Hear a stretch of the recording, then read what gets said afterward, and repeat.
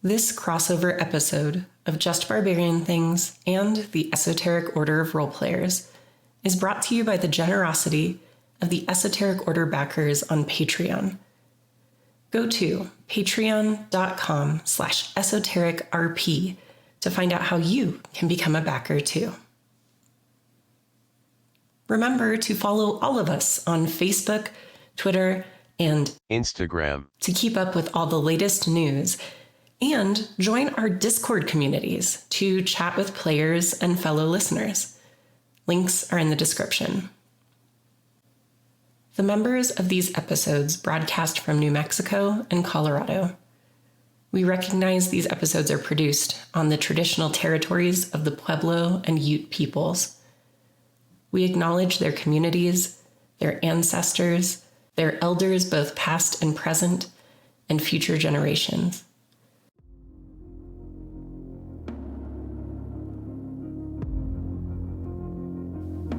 The Esoteric Order of Roleplayers and Just Barbarian Things present A Start in Glorantha, based on the Runequest starter set available from Chaosium. This game features Rainey as the game master, and David Larkins, Des, Kenny, and Santiago as players.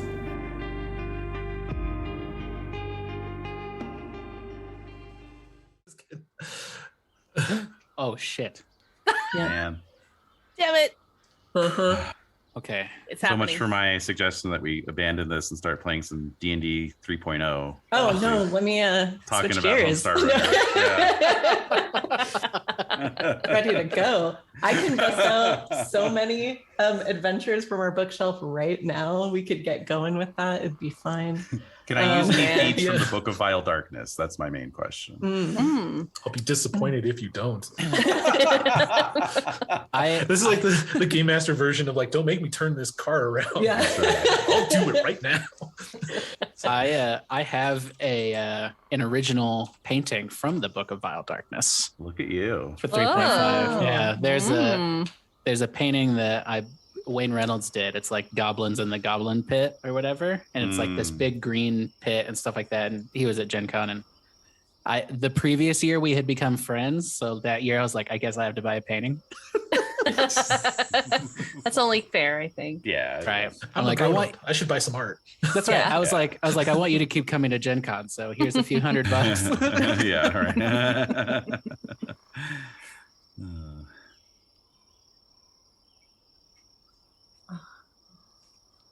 The sweet dulcet tones of the evening of the forest. Yeah. To answer Dez's question before we started recording, it is currently Earth season. It is Movement Week, and it is God Day. Oh, whoa, Damn. whoa. All right, let me get there. As the All wolves right, howl in the here. background. And it's what Movement week you week. said? Earth season. Yeah. Movement Week. Movement week. Movement week. God Day. Yeah. Okay. Oh, I see how that is. God Thank, Day. All thank right. God it's God Day. Yeah. That's what they say. TGIG. E-gig. TGIG. E-gig. Man, it As sounds they like say somebody's in got a case of Glorantha. the freeze days. This is so dumb. Oh, you're gonna make David mess up his whole computer sitting. Just took a sip. You had to do that. That's been the goal since day one. Can I get a spit take? That's right. Or spitaki, as they refer to it in Japan. Correct.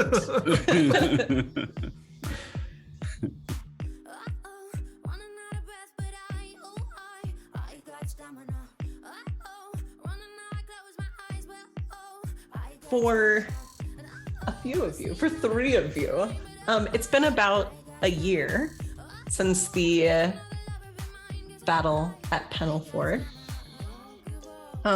where you became close, lovingly adopted the nickname the Pennel Three. But David, what is your character's name? Oh my God, that's the one thing I didn't do. Come back to me. Pause. I was like, Pause. yeah, I got my character sheet. I'm all set. Wow. I've done everything. What's your name? Wow.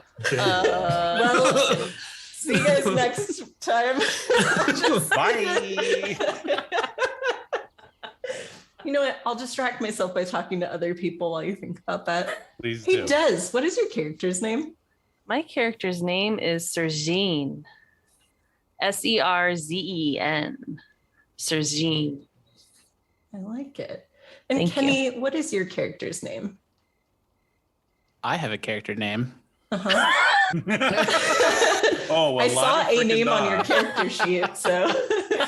It is, excuse me, it is Samastina. Okay. Got our S. Yeah. Yeah. Samastina.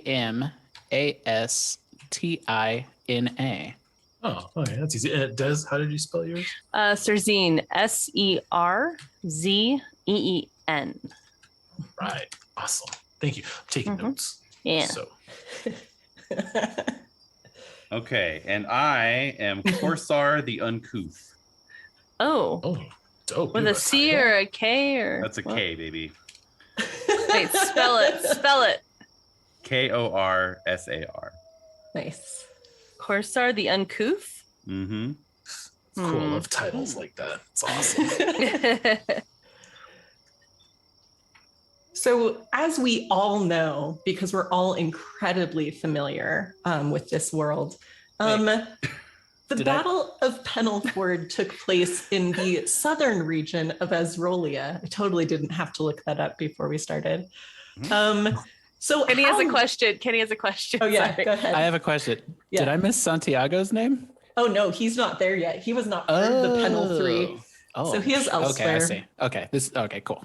Yeah, he gets to deal for now. I don't even know his character's name either. So I will legit just find out for the first time when I intro him later. So the three of you have been in southern Azrolia before heading back to Sartar. So how long has it been for Korsar the Uncouth since you've been home? Let's see here. I think, let's see, I was, wow, I have been on campaign for a while. So yeah, actually, did you say we're in Azrolia? You had been in Azrolia, but you're heading back to Sartar. You're actually, heading home at this point with your friends. You've found a way to convince them to come back with you, which we'll get into in a minute. But right. Before I answer your question Sure. for my Azrolian friends: did either of you participate in the liberation of Pavis this year? This year? 1625. No, I don't think so. It's not on your histories. My history is Sketchy at best. I don't. Yeah. It's sketch, everyone. It's sketch. Super sketch. Yeah, I don't. What did you that. do this year? What did you do in 1625? It's none of your business. Ooh, calling out notes. So I did fight against the Pyraxians in the liberation of Pavis. Excellent. I don't remember. I didn't. I don't think. I think I would have marked it down if I had. I thought maybe we all did, though. That's my memory of it. Well, I'm cool if I did. All right. I did. Let's just call it. I lost my ring finger in that battle. Oh yeah, that's true. You became the Unbloody Nine. That's right. I became the Pacifist 9. Yeah. Yeah, I did too. I did fight in that. Okay. Cool. So I guess we went back to Azrolia first, and then now we're swinging back up into Sartar, which is fine. So that means I have been away from home for. Yes, Wolf. I have been away from home for over 4 years. Oh wow. Yeah. So what skill would you say that you're using to try to find your way home with your companions? Oh boy. All right. I figured you would tolerate being called out for the first skill roll more than the rest of us. Deep end here, I see. Good. Yes. I mean, there is tracking. I'm just wondering if there's like a navigation type thing here. Communication, no. Perception, tracking. Yeah, I guess. I also have my own homeland lore. Yeah. Could that Like- apply Yeah. in some way? I think Yeah. like knowing kind of where certain places are and their importance and stuff like that would fall into that a little bit. Okay. Yeah. Good. Let's see if there's anything I can augment that paltry 30% with. Already be augmented. Mm-hmm. Perhaps my movement rune. Oh, that does example. make sense. Okay. Yeah. Excellent. All right. So I have a 75 in movement because I like to move it. Right. And we're going to roll that. Made it. Regular success. Nice. So that gives me a, what then? Is that a plus 20 on a regular?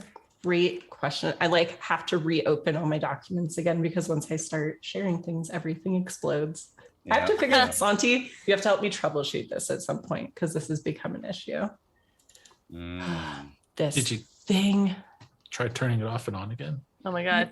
Oh yeah, let me do that in the middle of recording here. Everything's fine, just explode. Yeah. Going I on. We'll will figure say it out. if you want to just print out the GM screen from the PDF, it is actually I should do. quite handy. Because I have it up, but I think I just need to have it physical instead. You are Yeah. correct. Yeah. Augmenting with passions, runes, and skills. All right. You said you had a success, right?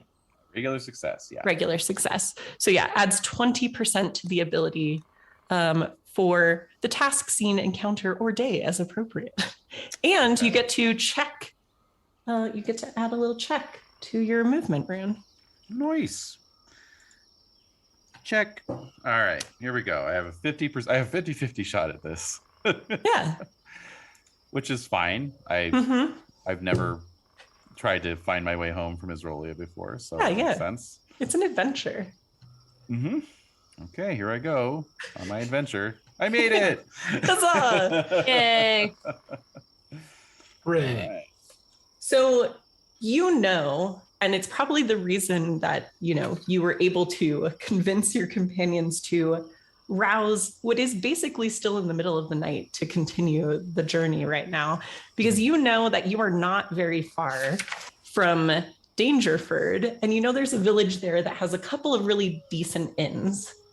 And so, if you get an early start, you'll get there right in time for everything to be kind of waking up, hot breakfast, good food, good drink, maybe a bath if that's what you're into. Depends kind of how you're feeling. But yeah, so you're like, yeah, I know where we're going. You feel good about it. But it does put you all on the road at night. Ooh. So, Serzine and Samastina, what drove you to decide to follow this strange Sartarite back to his homeland after your previous adventures? Well, I can't let's see here. I can't speak for Serzine, but me personally, I'm dying to get in a bed. I hate sleeping on the ground. I'm tired. Like I have my, even though I'm on the back of my noble mount, which is a sable antelope. Oh, okay. Nice. Oh. I'm still dressed for the evening, I'm wearing imported linens, which I bought and paid for. Yeah. And Didn't steal them. yeah, exactly. And I'm just I'm just searching for like the biggest amount of comfort I can possibly find. And if Korsar is like, hey, there's some inns up the road, like I'm like, okay, cool, let's go. Right. Yeah, I can definitely sympathize with my Israeli sister on that desire. And I think it's like on the way. So I would rather travel with my companions here who have proven themselves in battle and just kind of make our way. And I mean, there's always something to learn from these new places and I didn't really have the best time in Sartar the last time I was there. So I'm not sure if I'm entirely welcome there, but we'll see what happens. All right. I knew my kind were welcomed here. Should we take a moment to describe ourselves? Yes. So as you are moving down, a decently, it's an actual sort of road that you're traveling on. Mm-hmm. So what would one see if they saw the three of you this evening, traveling down this kind of trade route? Uncouth one. Yeah. Okay. Well, I'm taking point, but I'm taking point in an extremely relaxed way. I'm just kind of really sauntering, which is a crime in Boston, or was at one time. You could be picked up for loitering and sauntering. So good thing I'm not in Boston. Yeah. But you're a bad boy, is what you're telling me. I am a bad boy. Yeah. Well, I'm just sauntering because I'm not dressed particularly well. I'm just wearing like a very cheap linen tunic, basically like a kind of Grecian style tunic, belted at the waist. I have just a very simple leather breastplate just kind of hanging over my sternum, and with little studded leather straps covering my nether regions. And I've got a spear perched over my shoulder, a leather shield also slung back, sandals. Hair is unkempt, tied into a top knot, unshaven but not bearded, just kind of scraggly. And probably whistling tunelessly, to top it all off. I have tattoos of the air rune, the death rune, and the beast rune prominently featured in various parts of my body: shoulders, biceps, thighs, calves, etc. As well as the mark of Storm Bull, tattooed on my forehead, I think. Oh. Yeah. Went straight for the face tattoos. I'll never get a reputable job. It's your career goodbye. Yeah, pretty much. So much for my dad's wish that I go into banking. Yeah, but they'll never hire a Storm Bull cultist. That's right. Screw you, Michael. Anyways, so that's me, and the two Israelian ladies whom I am escorting would know that in battle I would form up with the sort of ragtag skirmishers who would sort of buzz around on the peripheries of the battle formations and harass the enemy with spears and stones and whatnot, before running away from any charges, unless there was some chaos on the field, in which case, brother, get out of the way. I don't know if either of you have ever seen me rage out against chaos, because we weren't like directly fighting. We were fighting like Lunars and mercenaries and stuff. So right. Yeah, maybe you've never seen that part of me. Oh, the other thing is I have a perfect scar around my left thigh, right around the middle part of the thigh, that completely circumnavigates the thigh. And Samastina would know what that's from. It's from when I got my leg chopped off in battle, and one of the high Shalana Arroy priestesses was able to reattach it, basically. Yeah. But I have this rather livid scar to, remind me. Fuck yeah, that is so cool. When I read that heal could do that, I was like, I had a moment. Rainy. Yeah, Salty's like, how do I get 6 points in heal? I'm like, you don't right now. I need to do that. I need to like fight someone to the bone where they like lop my arm off. I actually managed to kill them anyway, and then afterwards I walk over, pick up my arm, and just like hold it up there, and like just it goes back on. And I'm like, good as new. Like, that's just the ultimate power move. Someone lops your arm off and you're just like, oh, you think we're done? Like, yeah, exactly. so you did that with a leg, I'm to understand. My left leg, which is a little bit of an in-joke actually, because there's a meme in the RuneQuest fandom that even though you roll randomly for hit location and there's only a 20% chance your left leg gets hit, for some reason everybody thinks like your left leg gets hit way more than 20% of the time. And so people are always talking about having their left legs chopped off. So that's my little, my little wink. I mean, traditionally that'd be like your lead leg. Yeah, so exactly. It would be the one out make front sense. based on, you know, So your the shield. martial Yeah. stance and all The that. dice just Yeah. know that somehow. It's all right. That's right. Yeah. They're like, it just makes sense, okay? Trust us, we're dice. And David, when did you get your leg chopped off? I don't know if I marked when I got that scar. It was a scar thing. It was a result. Oh, here we go. Nearly killed at the Battle of Pennel Ford, actually. Look at So that. a year ago.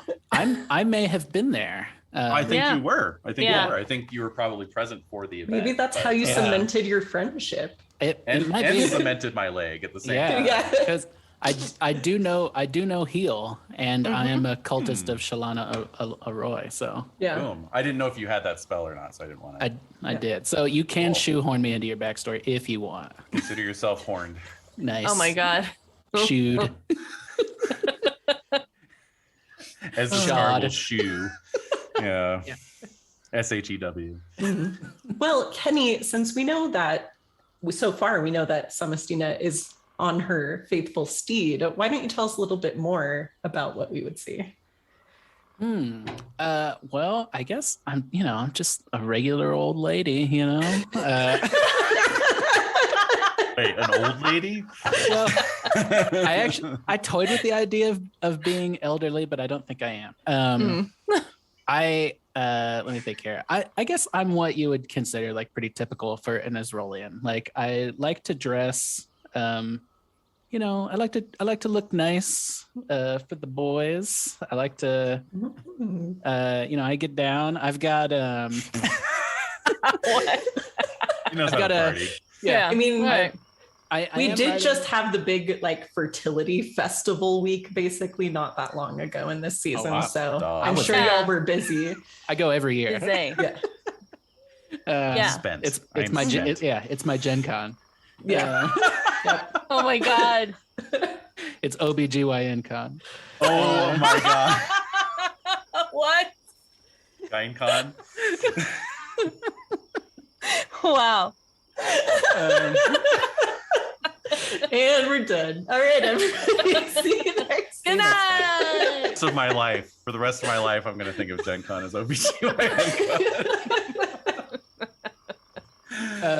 But yeah, I'm clearly a hospital worker. I'm clearly a cultist. Hospital work. You're in I'm a scrubs. yeah, exactly. I'm wearing some kind of like, not that I'm not wearing scrubs or whatever. Like I said, I'm wearing linens, imported linens. Right. But Mm. I do have like little. I have a backpack, I guess, or a satchel that has kind of like symbols of earth and fertility and other symbols of Shalana. Mhm. And people who have talked to me, they say I'm really cool. No, I'm from the Great Hospital. That's where I'm from. In Notch, I believe it's pronounced. Notch it. Notch Notch it. it. Thank you. Yeah. And I attended the Great Hospital where I studied under the Sisters of Mercy. But really what they're called? That's really what they're called. Oh. It That's was why- metal. It was metal that's- as hell. Yeah.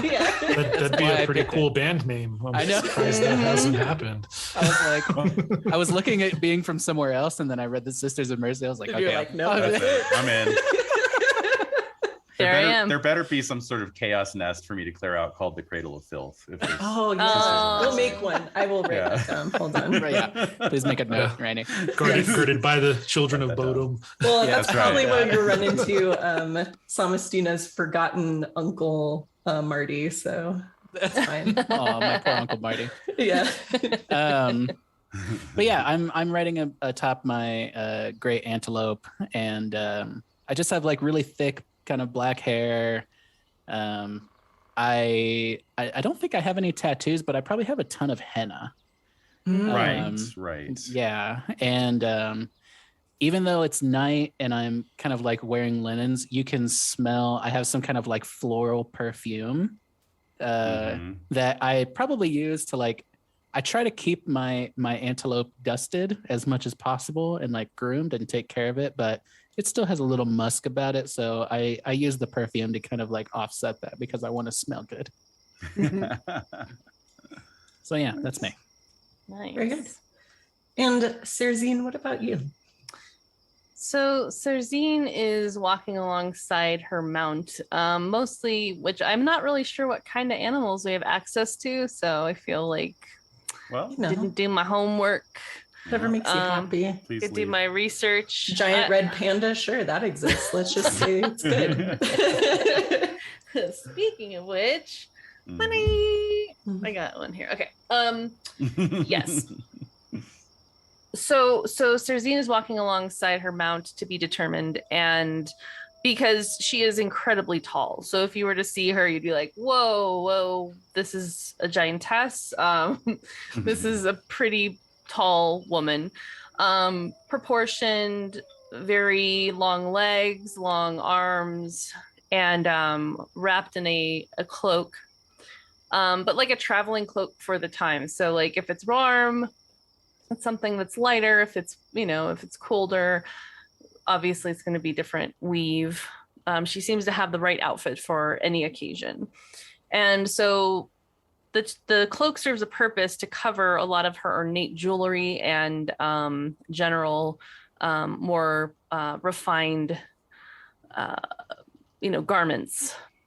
So she is usually has some type of veil covering her black hair. The hair is usually in a braid, a long, thick braid down her back, and usually wears a mask over her face, usually to protect it from dust and travel. And so you might think, why is this like Israelian? Like, why was she in battles and why was she fighting and doing this and that? But she's always wanted a kind of a more adventurous life, and she's a bit of a rogue.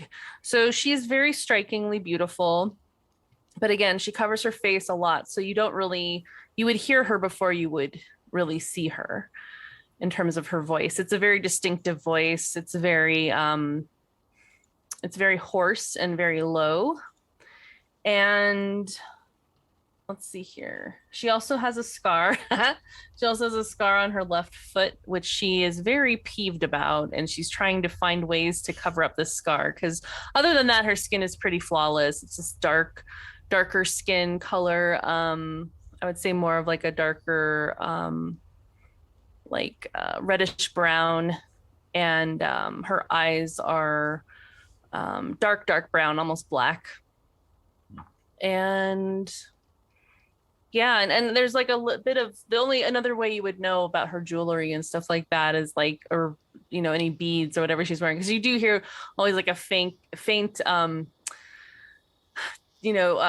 tinkling of baubles. And so yeah, but if she's not wearing those, you would probably know that she's on some type of mission to be more stealthy. But she likes, when she's on her off hours, she likes to have things that jingle and basically alert everyone to her presence before they see her. Very good. So the three of you are traveling together. Mm-hmm. This is not an errand of like war or anything like that. This is downtime for you, or it's supposed to be.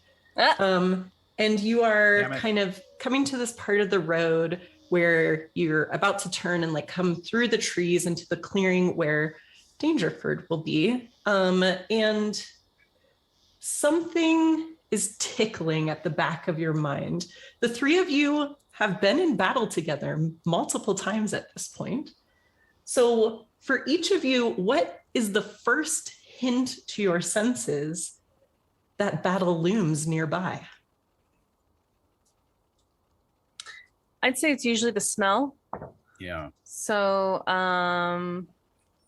if it's like a battle that's underway, if there's just the smell of what a battle smells like, which would, I think, a combination of the dirt, the animals, anxiety, sweat, blood, and like there's just the battle has a massive funk to it, which Serzine does not appreciate but can recognize it.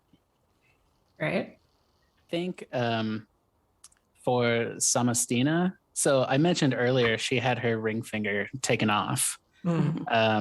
She wears a glove to kind of mask that because they never found the finger to reattach it. Oh. Yeah, so she's like super self-conscious about it.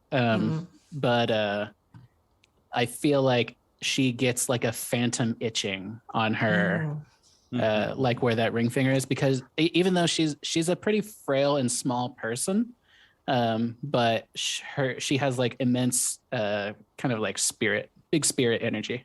And yeah, so she probably gets kind of like a spidey sense almost in her missing finger.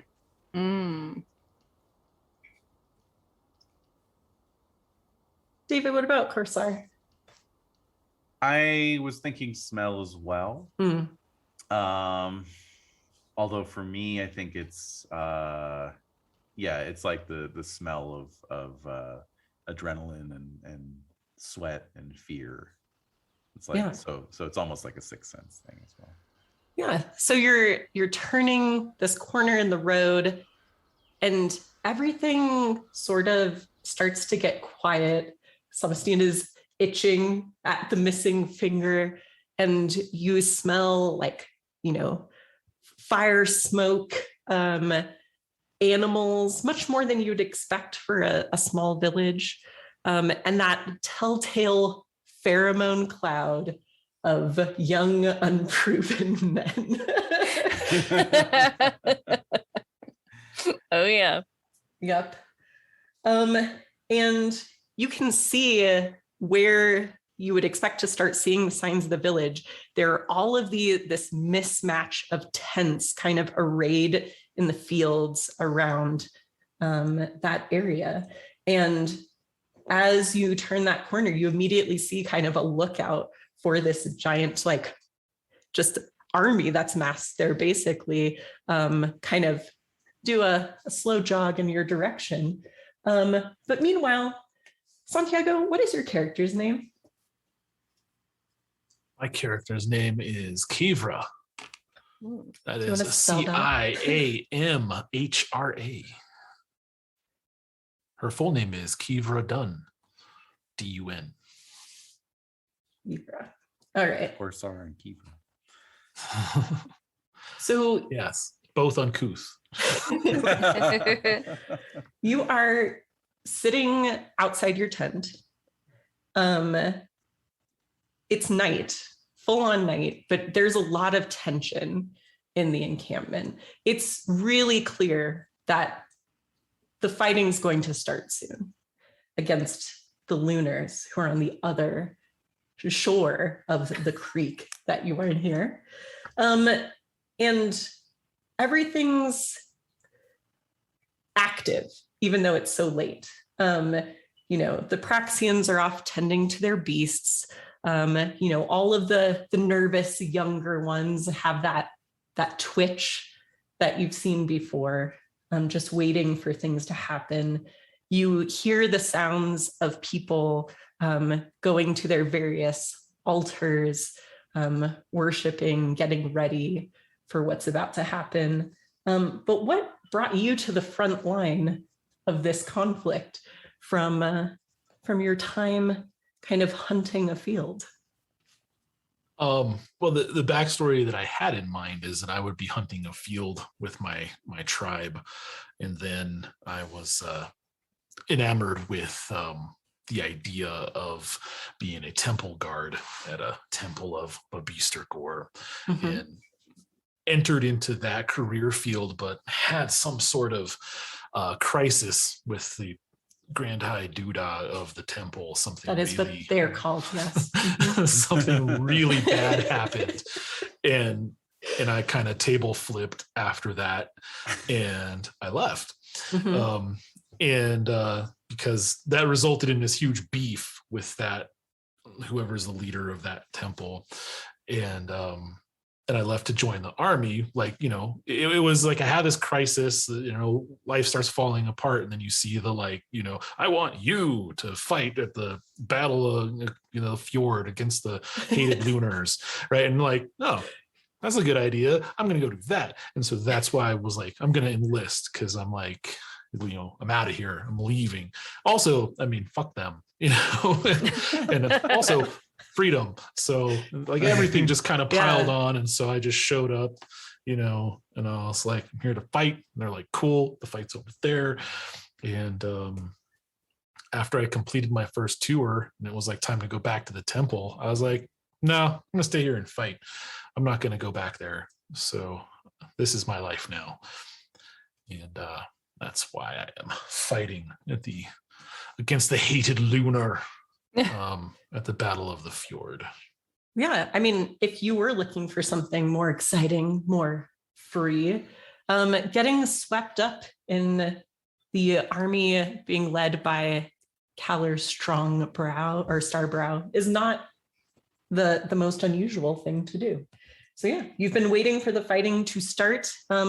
What are you doing as you are kind of up quite early this morning, unable to sleep? What might you be busying yourself with outside your tent? I'd be seeing to my equipment, oiling my cure boily armor.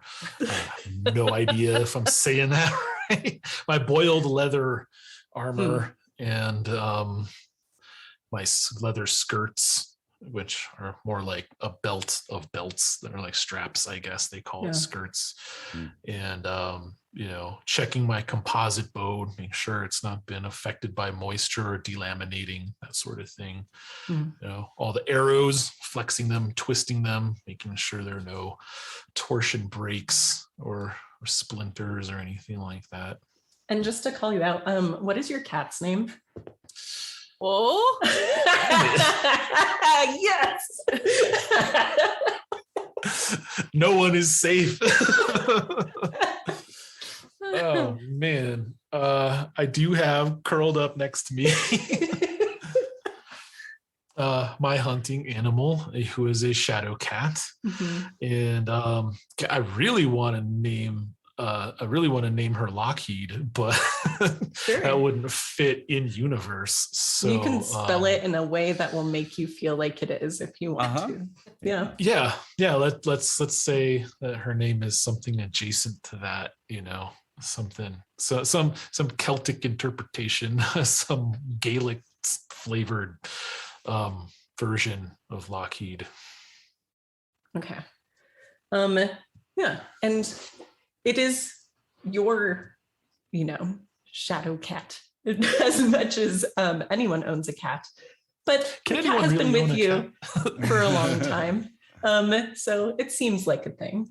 But as you're thinking about how you got here, looking up and down the way, because you can kind of hear a bit of alarm as one of the lookouts sort of running up the road to greet a group of travelers and check on them.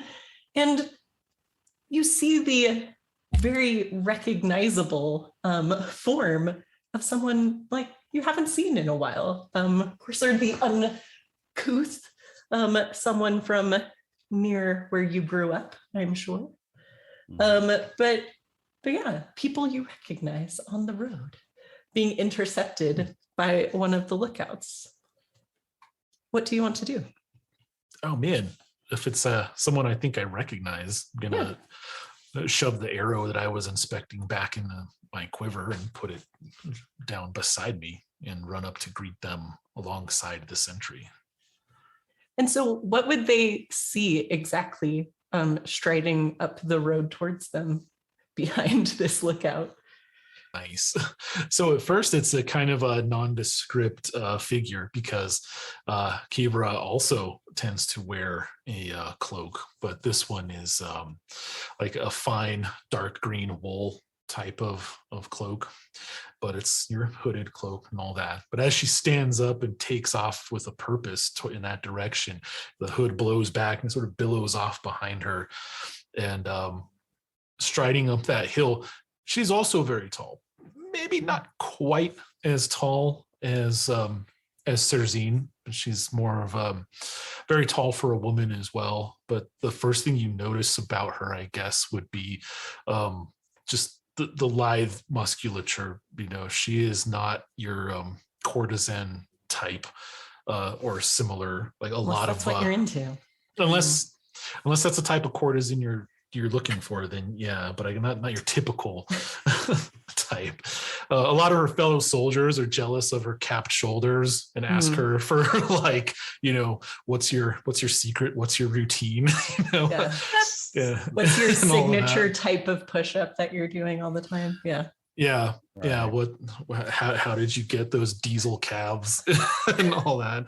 I know it's half genetics, but like, Yeah. Yeah, she is just well muscled and almost seems to like vibrate that kind of strength that goes along with that. But loping along at her side is her shadow cat companion, and they have a very similar rolling fluid gait. They're both clearly trackers, stalkers, predators in that regard. So I'd say that's probably the first things that jump out. When she gets closer, you'll start seeing like details.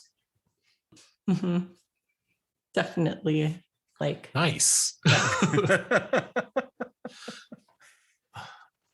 Just myself a slice of that.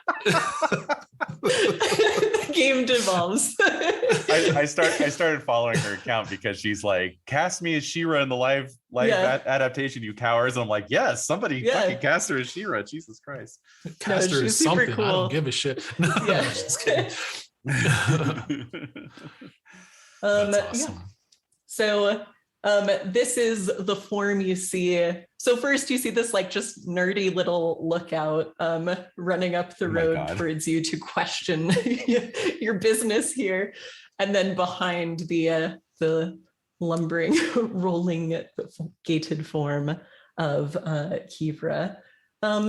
So the lookout is running up to the three of you. Oh, not Lunars then. All right. What clan are you with? All right.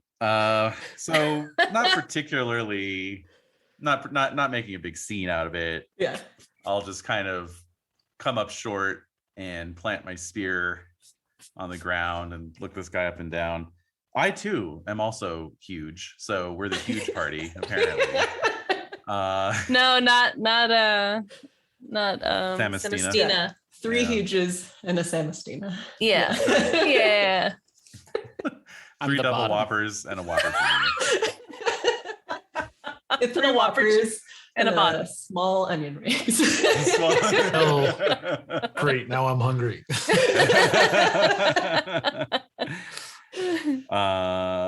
But yeah, if you were to rate my size on a scale of 1 to 20, for example, I would be a size 17. That's my size. Sweet. Yeah. Right behind you at a 16. Yeah. You guys but have also sizes? I'm strength 18. Yeah. Yours just says NA next to it. Yeah. Yep. Size. There's some. Don't worry about it. I'm also strength 18, so I don't know if anyone's got anything close to that. Yeah, Okay. just to speak to that in terms of Kivra's power, like as much as I'm like tall and statuesque, it's more like the voluptuous, ness of just like thoroughly stacked. Like I had Megan the Stallion as a model of like that would be the level of like lushness that she has, but she's also deadly. Yeah. Okay. So I cut a impressive form, so I pull myself up to my full height and plant my spear in front of me, and I say, I am Korsar. Some call me the uncouth. Some might. Some might. Yeah, that's what I snort in the background when I hear that. Yeah, I'm not just trying to make it a thing. I am formerly of the Maboder clan before they were wiped out by the Telmori. Oh, he says, like looking up as you stop your more casual stance and pull yourself to your full height. It's like another of those wolfkin types, huh? It like looks over towards Kibra, where your lone sad tent would be as part of the formation. It like is about to point over there and then sees you right behind him. Is like, oh, never mind. I'm sure you'll get the setup. Bye. It like runs back to his post. Jesus Christ, we got to get better sentries here. Yeah. They didn't put the good sentries on this side because this was not the Lunar side of the encampment. That's a good point. Yeah. All right. But yeah, Kivra, you see it. Now, I know that, like, Korsar, you obviously know your traveling companions, and you know Kivra from the past, but do you all have overlap otherwise? Were there battles where all of you ended up at them, or is that the only connection? Because I don't recall. I'm honestly not testing you.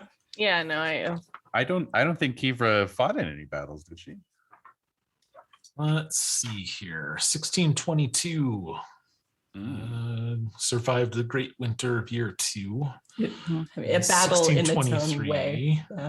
Yeah. During civil strife, I killed a member of a neighboring clan, and that clan now seeks vengeance. Yeah, I mean, it happens.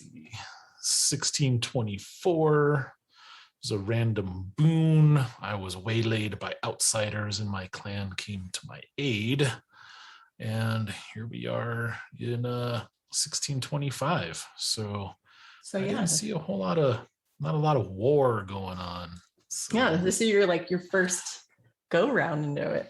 But yeah, you don't recognize this whole group, but you recognize Korsar. Maybe. Well, of course, Korsar is like sauntering up with like these two ladies from Australia. It's just like, whatever. It's just my entourage. These are my assistants.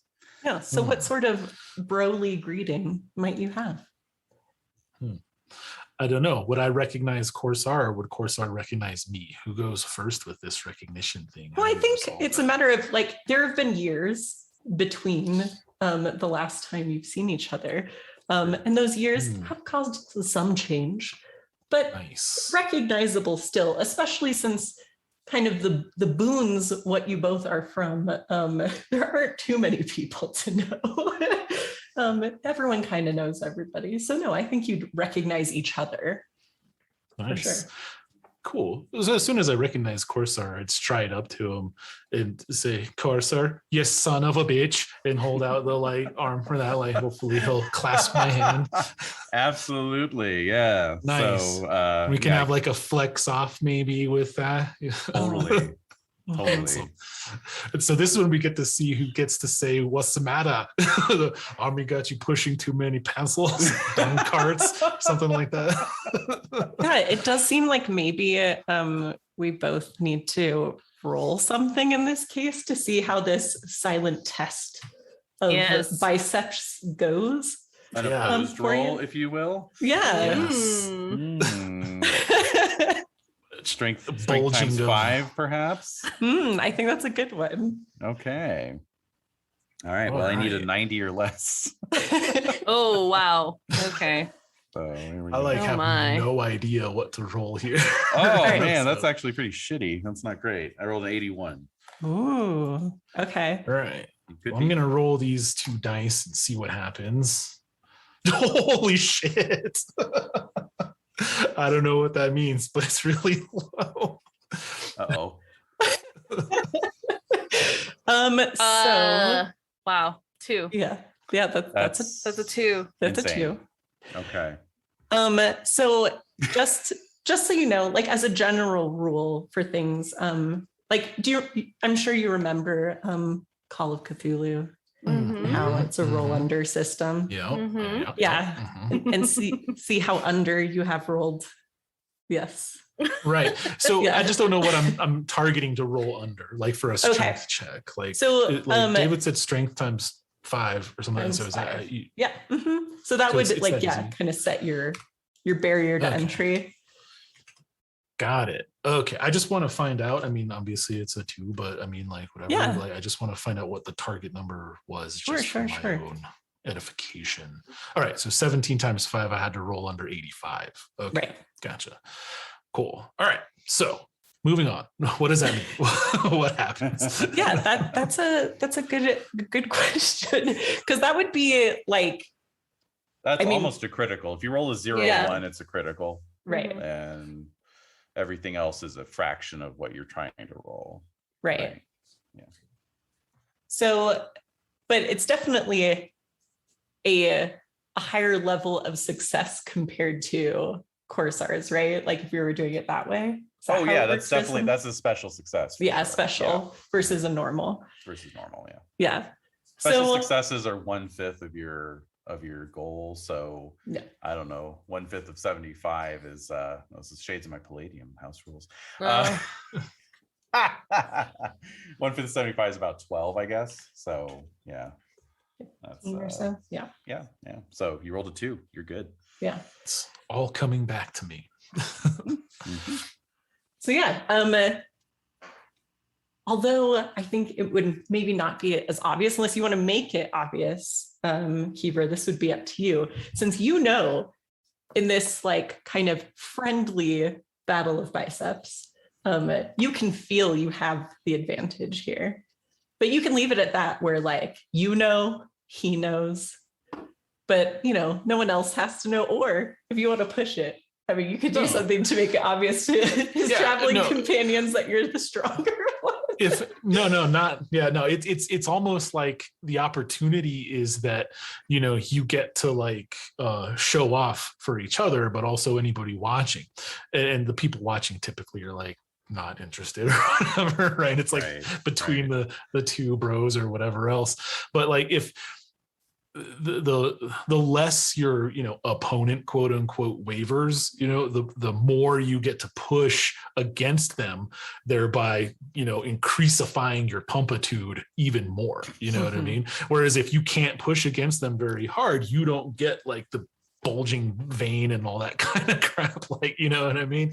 So that's what it serves to, you know, it almost like bolsters your opponent to give them something really like rigid to you know, exert their strength against and really bulge their muscles. So that's kind of what it's going for. But it's also kind of like reestablishing a baseline, because at this point, you know, Kiever would say something like, what's it been, like 4 years, 5 years, something like that.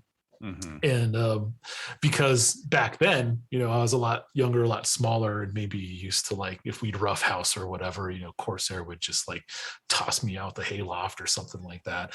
And it's like, now it's like, that's not the case anymore. You know what I mean? I'm not that kid that you used to roughhouse with and all that. I've grown.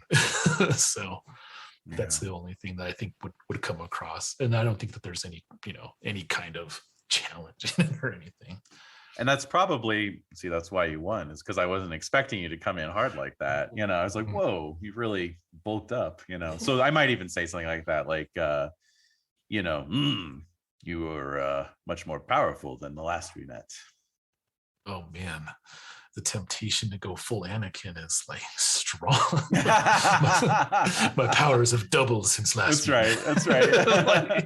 And I'll kind of release the grip and then give you a friendly punch on the shoulder. You know, nice. I'm gonna say, Korsar, will you introduce us to your friend? Yes, of course. This is my clanmate, Kivra Dunn. We are both of the Cincina people. And will you? What else do you need? And I like You can- I like gesture to my to my my cultural sister, and I'm like, and we are Right. Yeah, exactly. Just want to say for the record, I have a charisma of 8. So I'm constantly blowing social cues here. That's my goal. Mhm. All right. I feel seen. So and then I'll turn to Kira and say, of course, this is Serzine and Samastina of Ezrolia. We fought together at Pennel Ford. I'll kind of look at Serzine just like, I don't know, this might be awakening something in me. I've never seen such a beautiful woman before. Yeah, Serzine just it's just like holding the gaze of Kivra and nods with the mask and the veil and the just like standing very just with the breeze blowing, just being very mysterious. Nice. For now. Yeah.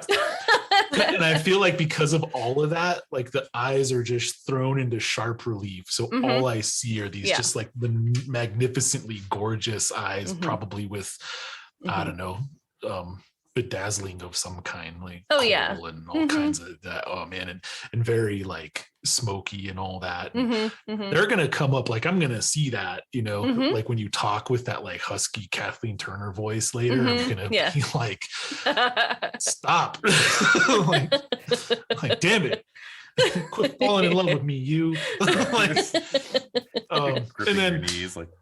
And then I'll look down. I'll look down at Samastina. So kind of snap out way of it. Down. Look around. I'm on the back of an antelope. Oh shit! You're riding your antelope. Yeah, that's right. That's right. Yeah, that's what puts you at height with everyone I'll else. just look over at Samastina. Yeah, like what's with this chick? That is awesome. Okay. I know there's some kind of animal lore. There it is. Okay, cool. So I'd like to see if I recognize this antelope and if I have any sort of, I don't know, affinity for it. Friendliness with it. Friend. Yeah, are you trying to like friendliness. be nice to it? I don't think you need to roll to know what it is. Okay, if it's really It's not common like that knowledge, exotic. then Yeah. cool. Yeah. No. All right. But yeah, no, I want to see if I can, appraise it, and compliment the mount. I mean, even if you appraise it and it's like Jana's nag is about to fall over, you still are like say something nice. You know what I mean? You just want to know how truthful that would be. Not necessarily, no. I just want to compliment Samastina's mount, Oh, this is a fine animal. And maybe if I can pet her snout or something without getting my fingers lopped off is kind of what I'm going for, or if that would be overstepping bounds. Samastina, what do you think? Yeah. The antelope's pretty chill, but Samastina looks at you like questioningly, and she's like, typically you would address the lady before the mount, sir. ma'am, sorry. Sir, ma'am. Sir, ma'am. First of all, how dare you? Sam. No, of course, my apologies. Samastina, well met. I too have an animal companion. This is Lagertha. Oh.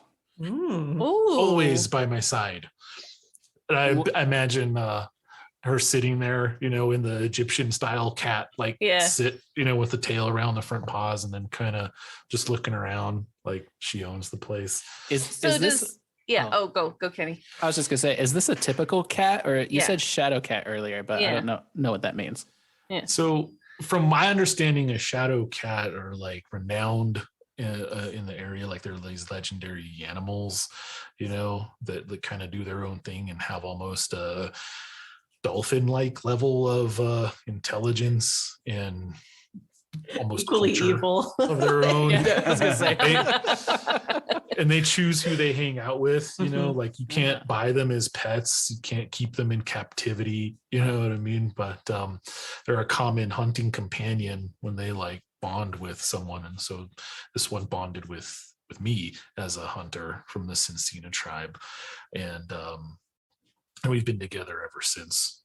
And They're about, I want to say, the size of like a full-grown cougar, mountain lion type I of don't think they're that big. situation. I don't know. I saw one picture in the book, and I'm They're like, yeah, all right. they're bigger than house cats, but yeah, maybe Like an somewhere ocelot, like- like an ocelot. ocelot, That's what I was yeah, thinking. Yeah, ocelot, bobcat, Like a Mhm. serval. somewhere in that range, yeah. Yeah. yeah, there you go. What's that other? What kind of- color is it? Like what color is it? Or fur? What are its markings? I Or think is it they're just usually they're just called a shadow shadow- cats, so I think shadowy? they're usually like kind of a steel gray, Ooh. blue gray. are they kind of color. transparent or are they actually like solid? Good question. That's a good question. I think they're like Yeah, they're, solid actual cats. they're Mhm. critters. They're Yeah. not Okay.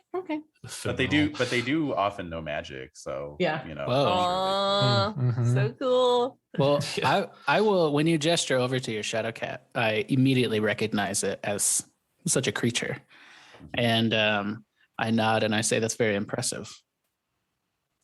And That's- then I address the cat and I say, you're a very fine looking creature, and nod to it. And then I look over at Kivra and I say, do you see that? How I acknowledged you first?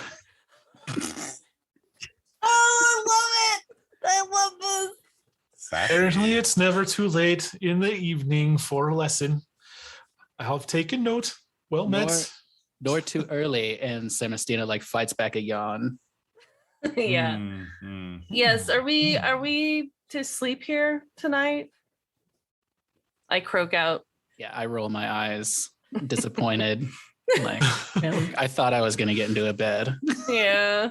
But Yeah, another- so I think this would be a great opportunity. Kiefer would be able to update you on the situation. And since Santi, you don't know what the situation is, I will exposit a bit for everybody. Awesome.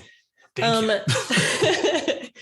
So normally this village with its associated little fort to help keep the road nice and safe and happy is this lovely stopping point along the route that crosses over Dragon Creek. And this is a notable location because there is an area right here next to the village where the creek is passable year round because it has a nice little kind of island in the middle and it stays shallow right at the certain part to make it safe to travel across. And no matter if the, snow melt from the mountains has, increased the water's flow, still stays safe right here, which is what makes this location one that now the Sartarites are trying to hold. Because on the other side of this crossing, there is the very organized Lunar army.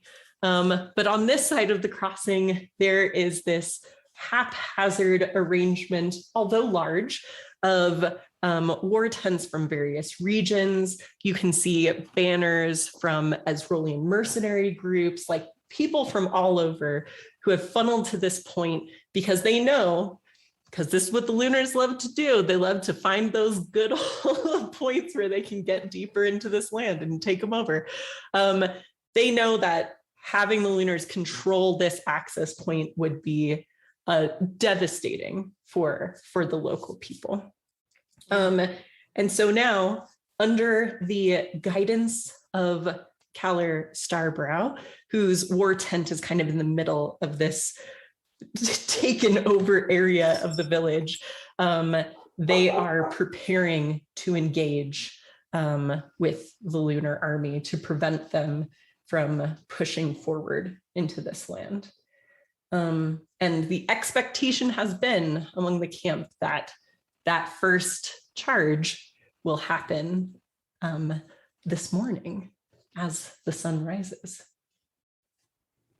Can you, what was Starbrow's first name?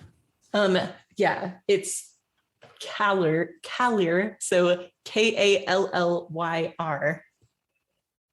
And she is quite famous at this point. She has gone on her own hero quest, as it were, thus earning her name. She has a permanent mark of the pole star on her forehead, a nice little glowy bit. but she has been fighting back the Lunars in this area. And my mother died in her service 12 years ago. True. Whoa. That's why I hate the Lunars. I guess I might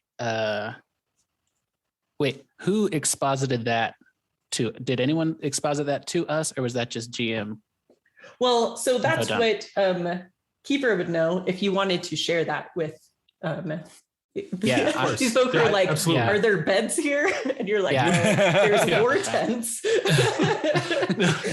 Are we to sleep here tonight? And then it's like Kibra opens her mouth, and then everything Rainey just Yeah. said comes out, and then she just closes it again. All right. So you're saying you need soldiers. Do I look dressed for a fight? I look down, I'm wearing like my fine imported like night linens. Yeah, your jams.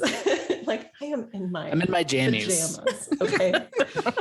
I've already put my jammies on. That's I'm right. looking to Yeah. take to my couch. Yeah. I'm not going anywhere.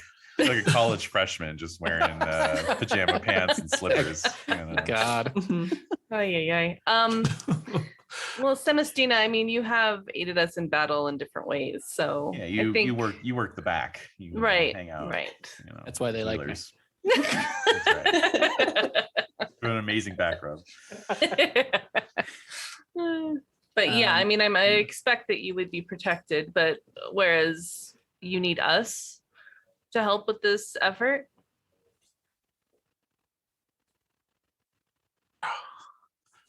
We need all the help we can get.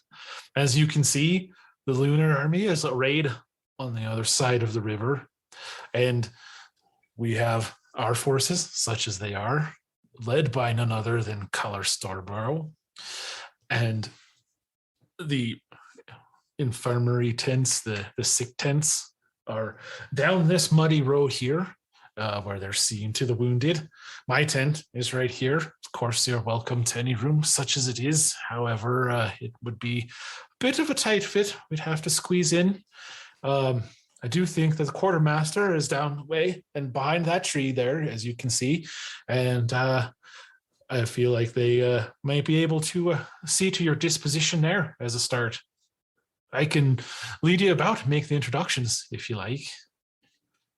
Yeah, and as morning approaches, it is getting busier. You can see groups of people gathering around various shrines, improvised or existing in this area. You can see like people actually standing in the shallower parts of the water of the creek, many kind of readying and amassing on the island in the middle, facing the lunar forces on the other side. And then, of course, the arrangement of tents, personal, and the great war tent of the leader of this campaign, as well as if you wanted to go into the village, if there's anyone left here, perhaps you can find something of interest there as well. But many options lay before you in this sandboxy, you tell me what you want to do moment. So I'm curious if like, so how many are in the Lunar army? Does it look like how many soldiers? And yeah, so there, from what you can see, like from your vantage point, looking down the road towards this village and seeing the clearing on the other side, the armies are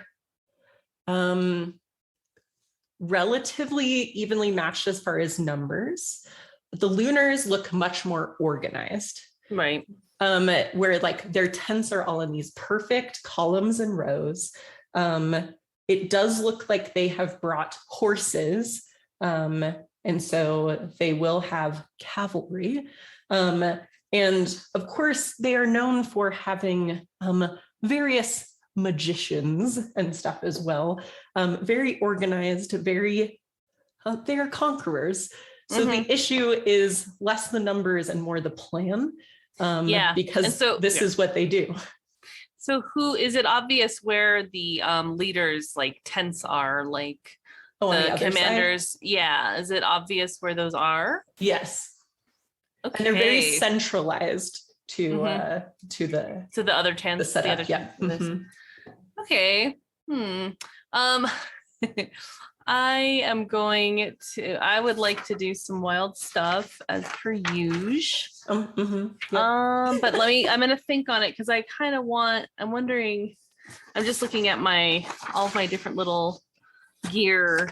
I wish I had like a little like binocular type looking glass or telescope or something like that a little spyglass that I could like break out and like look to see what's happening. I'm wondering if I had maybe picked one up on the battlefield at some point. Possibly. I would like to identify where the leader's tent is, I guess is what I'm trying to say. Yeah. Okay. David, what do you think about that level of technology? Is that too advanced? Yeah, probably, but honestly, like magic would usually be the thing you'd use. Oh, instead. not science. You know, like okay, sorry eyes about of the that. hawk or whatever. You Yeah. know, like, There'd be some sort of spell that's far-seeing. Yeah. and I think we would The all long know. eye. Yeah, exactly. I think we would all know that the Lunars are just as powerful with magic as they are with their military. So yeah, they are very. tents are going to be, like multiple layers of magical defense around them. Okay, I'm just trying to see. Oh, go on. Oh, I was just gonna say, sorry, talk to Kivra, look down to her from atop my steed, and just be like, have the commanders met yet for any sign of truce? Or what do they call that? It's not parlay. It's palaver. Yeah, whatever. Parlay, palaver, parlay works. Yeah.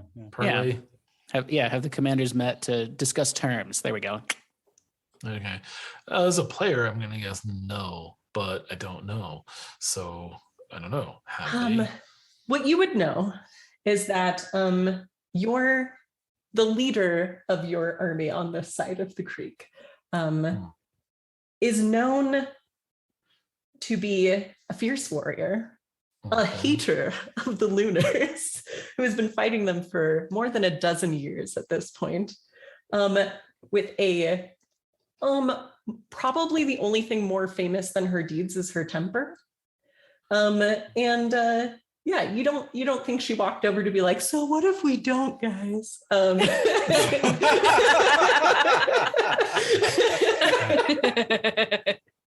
That's awesome, because that's what I was thinking. So in response, I would look up at the I guess the lightning sky. It's gray coming over, and there's still a few stars visible. You can see some clouds, and I'd see if I could maybe stroke the antelope's fur on the shoulder as I walk along beside the mount, very lightly, gently, and say, "Me ma, she fought in Starbrow's rebellion, and as a result was outlawed by the Lunars for 3 years. Those were rough and lean years. Starbrow hates the Lunars probably more than I do, and I find it extremely unlikely that she'd be standing on ceremony. No, there will be no parley this day. All I guarantee is violence." We'll and see on the about scale of 1 to 100, I probably hate them about this much. Hers is probably higher. Math isn't my strong suit, but if I reduced it, I'd say it'd be about 6 out of 10. So we'll see about. We'll see about that. I gotta go off and do some stuff. Oh my god! Yeah, you do. I would like to see Commander Starbrow. If there's an opportunity for us to avoid bloodshed and the unnecessary loss of life, then that would be the way to go about it. We're on the same page, Semistina, I say. And off I go with my cloak. Ooh, wow, I look and I'm impressed. Just straight up Dracula.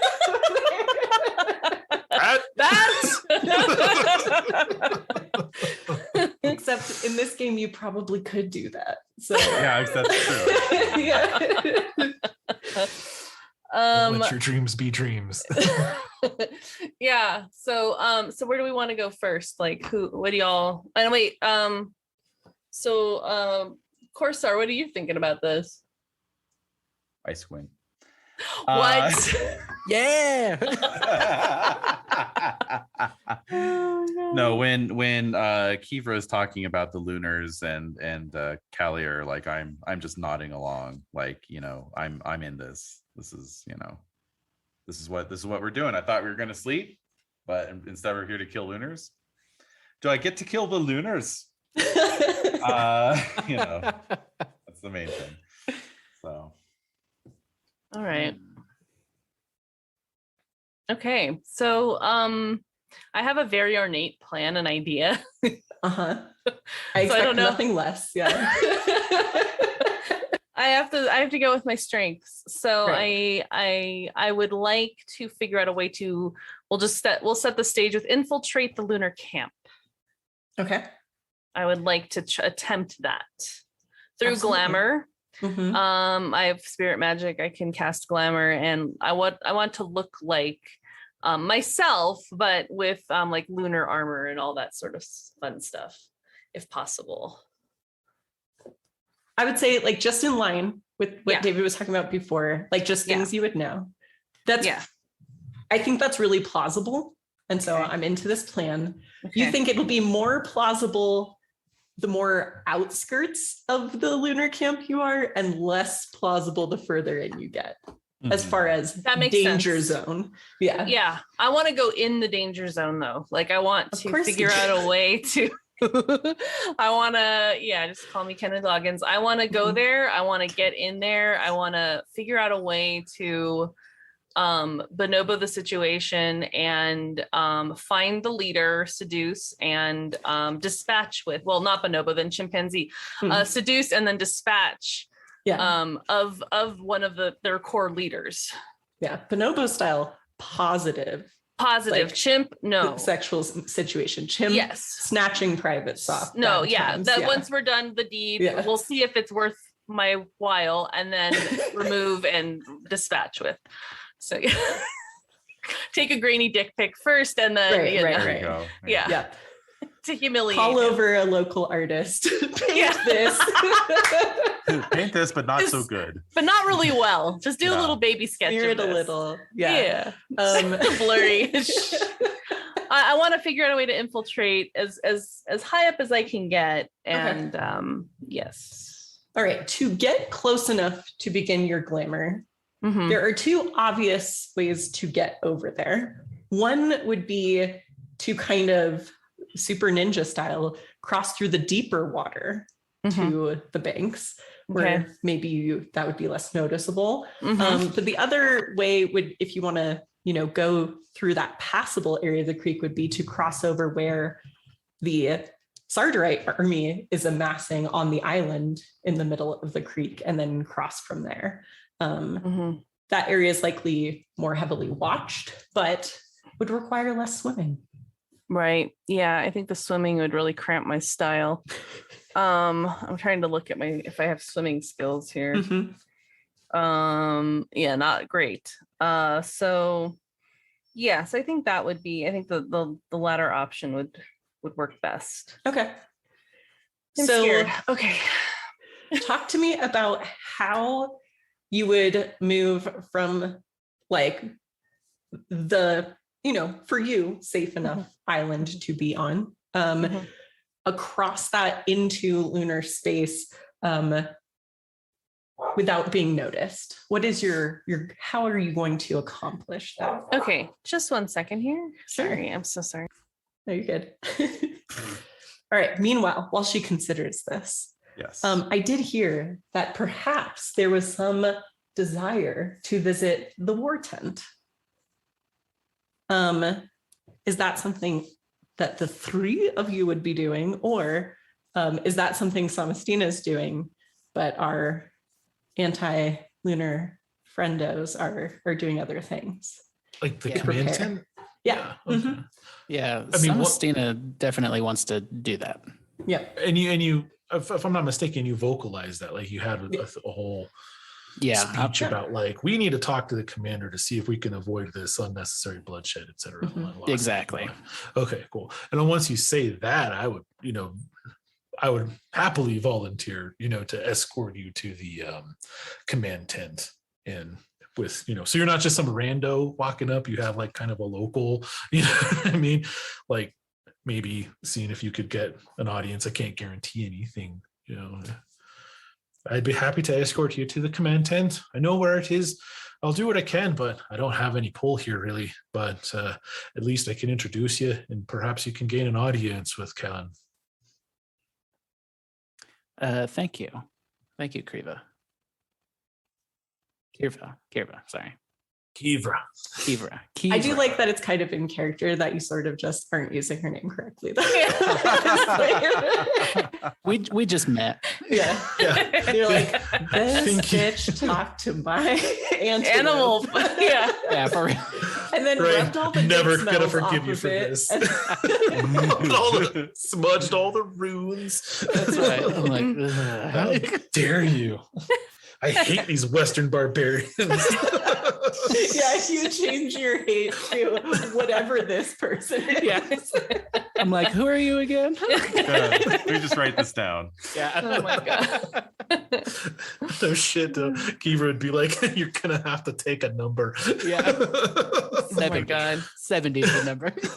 Like fucking Beetlejuice, now serving number 4. And you're 8,347,000. So the three of you are moving towards the command tent as Serzine moves quietly through the other amassed tents, through past the people praying to their various deities, past some group doing some sort of interesting magic in the waters of the creek. Yep. And to this central island where you can see there are archers getting set up here. There's a few Praxians already readying their beasts, freshening the paint of their runes on their hides. How would you like to approach this situation, getting to the lunar side? Okay. Yeah. So I figured out my mount is a high llama. So I basically, once it was like, it only makes sense for you to have the most obvious and garish mount that exists. That's yeah. right. Yep. Well, plus it can carry me, right? So yeah, it's true. I need one taller than me. Exactly.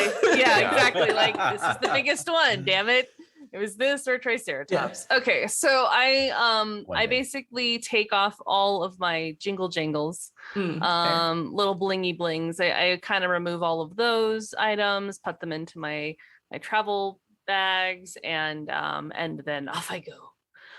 So I am creeping around as slowly as I can, very quietly, and just trying to blend in. As silly as that sounds, but if I just kind of move in cadence with the other busyness, I kind of match that energy and then move toward this island that you mentioned, right? This little sandbank. Okay. Yeah. So I'll just kind of just very like I belong here, like act as though I belong here. Yep. And so until I get bugged. Yeah. Well, to be fair, those preparing on the island proper don't seem to pay you much mind. They assume everyone here is getting ready to be part of this first push, like in the morning, right? I think the first question you would receive, and this is if they notice, would be when you try to leave the island to cross to the other shore. So how are you handling that situation? So I want to see if I can. It's so weird here because I'm looking at this for the rune magic stuff, and some of it is not being super obvious. I have like something that's called illusory sight for rune magic, but it's not here on this list. Okay, I got that here for you. Okay, let me quote from the book. Thank you. The spell creates a visual illusion which registers upon light-sensitive organs. Each point of the spell covers a volume of size 3 Oh, that's gonna be hard to cover your That's whole to self. be then. tough. Damn it, I'm so huge. One casting of the spell can completely cover an area the size of a small child. If 1 point were used to create the illusion that an adult was covered in armor plate, only a portion of the adult would appear to be covered by armor, for example. But you could use it to like redo your face, or like, I don't know. Yeah. Especially since you have a cloak. I mean, you could make exactly a bit of you look more lunar or whatever. Yeah. Yeah. As I'm moving toward the but you're saying that I would get questioned by the Sartarites if I was like, Yeah, not in a mean way, but in a more of like, whoa, we're not starting yet. Like, yeah, which is hold on. why that's what I want to Yeah. avoid. I want to but then part of me wants to just look like a weird ghost so that I just look weird and they'll just leave me alone. You know what I mean? Like if they're just like, what the fuck? Like some kind of weird sea creature just randomly is here. I know that sounds strange, but I got to figure it out. You want to make them think you're some sort of spirit of the battle or whatever. Exactly. Yeah. Sure. And then that way this is a superstitious lot. Exactly. In Glorantha. So I think I'll Rightfully pick up so. on there's some like Orlanth sort of visage or some type of war mask that I could place on my face to just reveal to them and then just kind of move as quickly as possible across the water. That it's some sign that their offerings are received. I like that. Okay. No, I think that can definitely work. Okay. And then obviously we'll see how they respond to it. Right. But okay. So that spell works on light sensitive organs like eyeballs. Yeah. All right. Good to know. Okay. Yeah. All right. Let's see here. So yeah. Yeah, I forgot that Serzine's a Yermal cultist, so of course she's going to be constantly stirring up the shit. Right. Going off. I have the perfect idea for this. I cut the brake lines. Wild card, baby. Yeah. And what Samastina's Shalana Arroy. Right. What's Kifra's cult? Yeah. Oh, that's right. You table flipped. Well, I think you walked it back a little bit though. So still the Beastard Gore, but having an issue with the specific like rune priest at your temple. Oh, it's a personality concept. Yeah. Got it. Okay. So God, the deity still likes you, as far as you know. Yeah, as far as I know, and I'm still a member of that cult, and I'm still down with that. But the representative in this particular temple, there was just a clash that happened, and something really, really bad, really nasty happened with that interaction. So, yeah, it's I don't want to talk about it. Not ready for it yet. All right. Okay. And then let's see. I just want to have an idea that I think might be in line with kind of what you're thinking. It might be, could come off as slightly offensive to certain people, depending on their cult as well. But it just made me think of how, because you were talking about like being able to show like this mask that you have basically, because like the deity that's the judge of the dead, Dakafal has like that mirror mask. Oh, right? okay. Because you see yourself in judgment. So that might be like a cool way to handle I like it. that. Yeah, I like that. And scary enough. Because everyone does it. They don't want to face exactly necessarily. Like that's right. And so that's why I feel like it might kind of freak him out a little bit, but it's worth it in the long run. Like it'll be worth it. I promise. Now, are you just going to blatantly kind of pass in that way, or are you trying to still be sneaky, and if someone notices you, pull this shenan? I'm trying to be sneaky so that if somebody calls me and I turn my face, they see this like mirror mask and they're like, oh, and they'll leave me alone. That's some Doctor Who feels right there. Yeah. Sorry about it. All right. So what stealthy skill would you like to try to use to pass unnoticed? So ideally would be move quietly. Okay. Stealth. So Yeah. yeah, which I like that is a -5 or 10 for me. Oh, 'cause you're so big. Because I'm huge. But I'm working on it. So I've cast the Wait, your actual skill is -10? the modifier's -10 Oh, to modifier, stealth rolls, yeah. and then my move quietly skill is 40 if you must know. No, so the 40 includes that -10, so don't worry Yeah. about Oh, did it? -10. Yeah. Yeah. Do not that was my penalize math. yourself. Yeah, don't further. double penalize. I've been known to do that. That definitely is Yeah. a thing that I do. And remember, Okay. you can augment with things like movement runes or darkness runes or Yeah. anything that would like justify, Or you know. pasiones. Or pasiones, Yes. pasiones Yeah. de pasiones. Yes. Yeah. Yes, I really don't have a lot of love for much. But I think, I know what I do. I go, this would be a friggin' awesome story to tell my twin sister, or Aniva, who's like this really fierce badass, which Kivra reminds me of, which is probably why I was staring at Kivra, because I was just like, you're just like Oraniva, and I think I know what you're about, you know. You and have I don't weird rhyming names, and I don't like it. Yeah, like I don't approve. There's no such thing as coincidence. Right, and it just exactly, and it just feels familiar and also annoying because I know how much like Oraniva makes fun of me for my tactics, but you know, she's very much like Kivra, where she's like super fierce and like cut and like a tremendous warrior. Even though she's from Azrolia, she's still just like, we both were like, fuck our families, we're gonna go wild. And so but in very different ways. In very different ways. So I would like to one up her. So I love my sister. So I am going to roll a passion. One upper club. Yeah, that's right. So this is D100 again, correct? Yes. Oh dear. Okay. I think before you get into it, okay, I am going to enact something that I'm stealing from something I like to do when we have in-person Dungeons and Dragons games, because it doesn't actually follow the rules of inspiration. Okay. But I am going to give you as a group for this prelude one group inspiration, and you may decide as a group when a dramatic reroll may be necessary, but you only get one. Okay. Right. But you as a group control this, and you have one for this prelude, however long it doth take. Okay. Just saying, because Des sometimes needs such things. Okay. I do. I know. I really do. Just based on my luck. Yes. Okay. Right. I think I know how to roll this, but I guess I'm feeling very confused right now. I can just type in like 1D100, correct? You can Also click on the D20 symbol there. Yeah, if you click on the little dice +5, symbol, or you can just click on the 2D10s and roll it as is.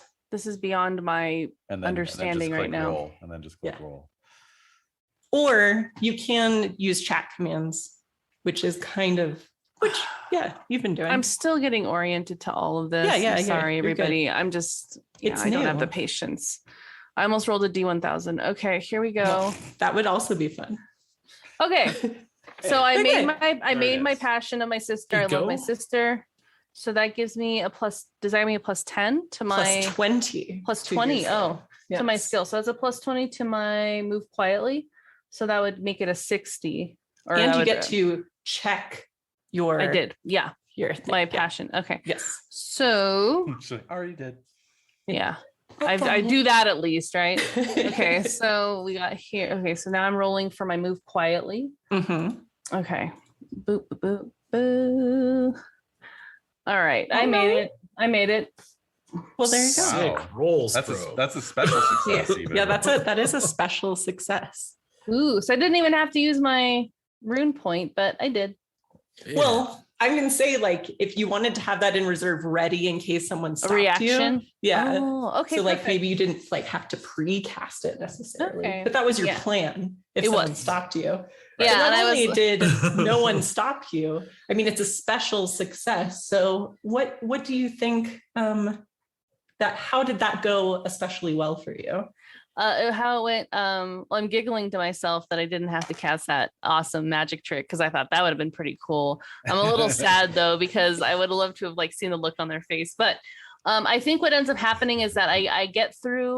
Somehow I managed to like move past the sandbank, and then I can like I don't get as soaked as I was thinking I was gonna get soaked, and so I'm able to kind of skitter to the other shore fairly easily. And find that I kind of just walk on there again, like as though I belong there. All right. So it's less obvious you've been in the water. Yeah, exactly. Because of your special success. I like that. Yeah. Mm-hmm. All right. Meanwhile, don't forget to check your move silently too. I did. Yeah, I did. I got it. I have that part down. Don't worry. Yeah. Does is like, I know the checkbox. Yeah, I do. I can do that at least. That's a good one though. Rule number 1 of social engineering: act as if. Yep. Act like you belong. I belong here. All right. Own the this three bitch. of you are approaching the command tent of Keller Starbrow. There are 2 guards posted outside of the flap, very fancy. And obviously, as you approach, they would, cross spears and say, critical business only. They're in meeting right now. Nice.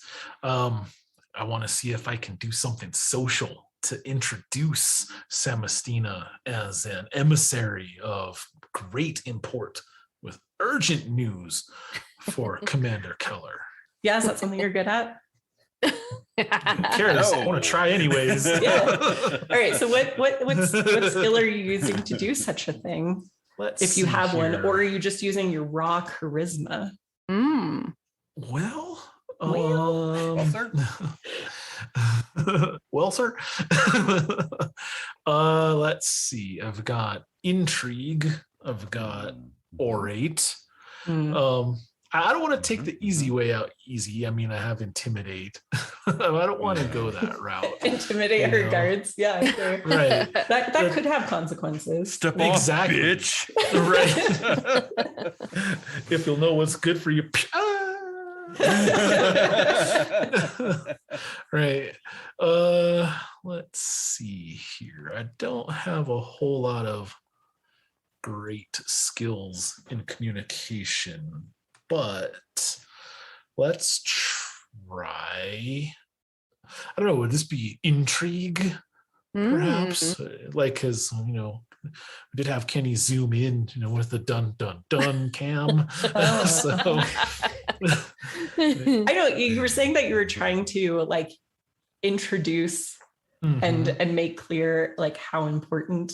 I mean, it does feel a little oratey to me, but if you can tell me how it would be more intrigue, like no, I am willing to entertain most anything. I was thinking orate as well, because it's this like introductory grand proclamation speech, this right Sure. So that's what I would say, and then just it's all gonna be hopefully believable bullshit. Well, be careful. Are you getting into lying at this point? Do we got to switch this up? Well, that's the thing. What do I know that I can weave into this here? Because the best, like you can lie by omission of truth, So, but I would want to say something that sounds kind of lofty. So if I have some sort of lore knowledge where I could ascertain from Samastina's demeanor, clothing, all that kind of jewelry, that kind of thing, where she's from, then I can just say she's an emissary from. Well, she was introduced as being from Isrolia. There you go. Clearly from Isrolia. Yeah. Clearly. Okay. Clearly Isrolia, and I mentioned earlier I have like a satchel on my side with various like symbols of Chalana. So it's clear that I'm a medicine woman or a healer. Nice. Okay, so that's what I would say. Fast talk. Oh yeah. Fast talk. Okay. Cool. We're hoping for orate because that's 25, but we'll do fast talk, which is 15. Did you want to augment it with a passion or skill? Absolutely. I want to augment it with You're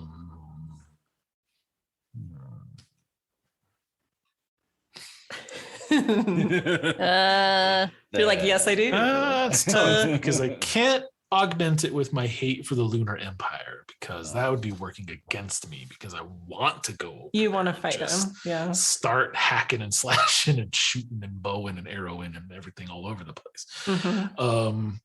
So that wouldn't work. I don't know what level my honor passion is because I think it would play to that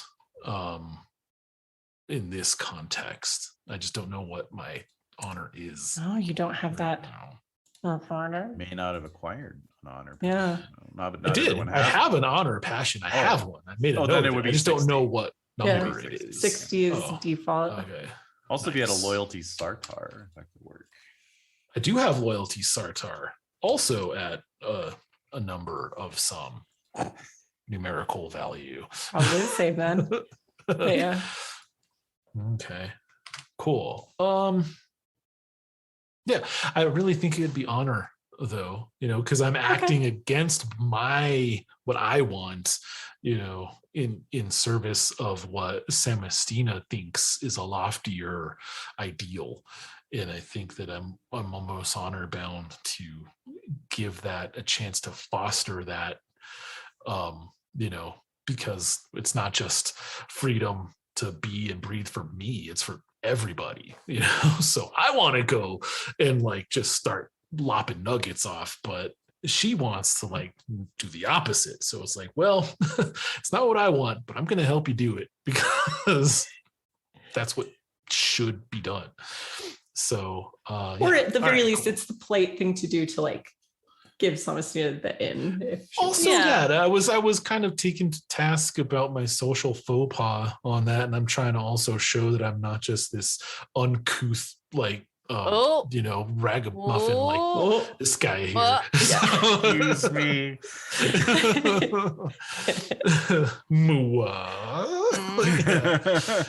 So we'll see if we can impassion with honor.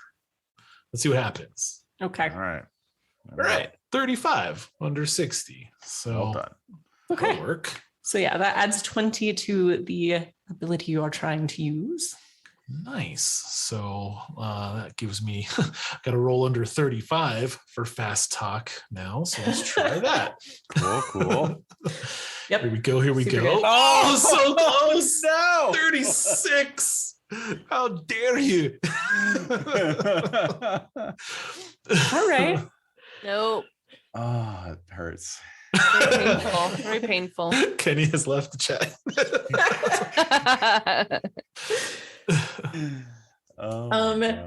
So you're introducing Samastina, talking about all these reasons why she would need to join the war council at this time. Right.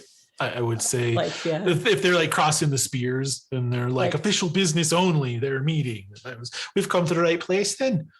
We have a lofty emissary from that place that Kenny said a moment ago with urgent news for Commander Keller.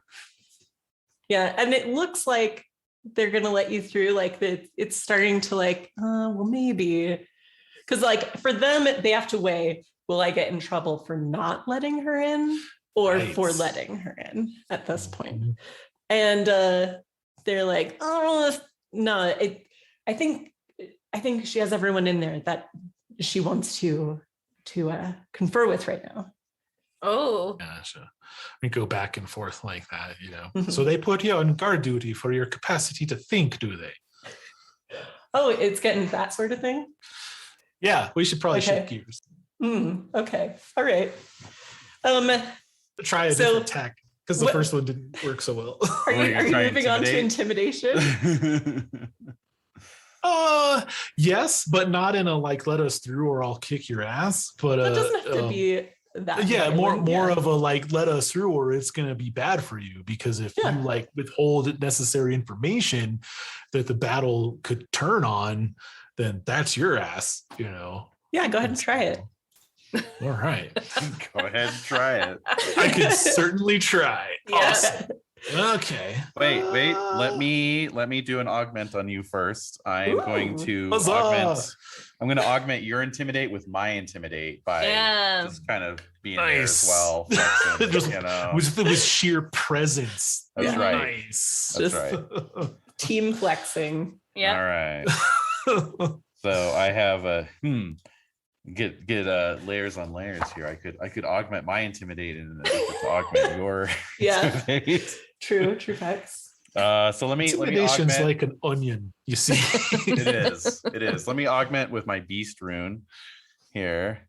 Beast. There we Beast go. mode. Go There beast we mode. go. Excellent. So it's regular Very good. success. So it's plus 20. Check my beast rune. Mm-hmm. Wink. All right. So I have a 60% chance. Which we will see. Okay. Okay. All right. So that's a plus 20. That's a plus 20 to your intimidate. All right. Cool. That's actually good because that gets me to 55. So All right. All right. here we go. No. What? 97. Oh, 97. No. fucking hell. Going great. Really going well. Whatever it Wow. is you say is incredibly offensive on a very deep and personal level to I'm this gonna- guard. Oh my god. And so one of the guards Oh straight wait. up- Technically, a fumble's 99. Okay. Just want to say for the record. yeah, it's a regular fail. Let's read it Regular into the fail. record. Yeah. But yeah, so the guard steps away from his station, throws down his spear, Ooh. and is like looking to square with you. It's getting a little heated.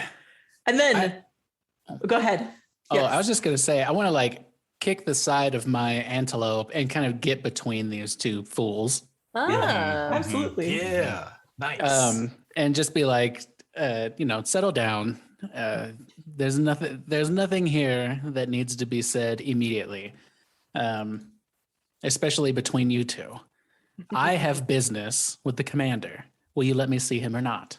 Mm. Like it was I even have her pronouns written down. Sorry. You're good. I'm here to see Commander Starbrow. Will you let me see her or not? Mhm. I think this is enough of a kerfuffle, as it is called in this region, that you hear from inside the raised voice of a woman. She says, "We're trying to plan a battle here," and she stomps out, like throws the flap open, like. And you see, she's very distinctive look, I would say. Let me, I have a picture, so I will grab it for you. Runequest, stuff for my stuff. There. She's, yay, art. Should be, yeah. Yay. Uh-oh. And that will be our little like mid break point.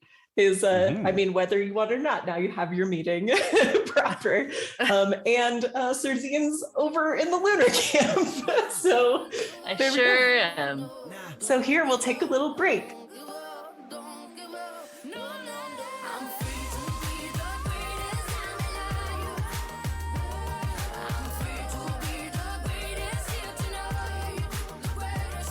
All right, let's do this. All right. So we ended last time before our break with Kalir Starbrow busting out of her own war tent, command tent at y'all for making a kerfuff. But equally prone to violence are the Lunar Army people. That's a weird segue. Oh, yeah. Okay, good. Wait. Soldiers in an army on the eve of battle are prone to violence? No. You know, equally dangerous. This economy? And then is the wolves entire came. Lunar Army. So Des, you've made it across to the other side. Unlike the lookouts at the back of the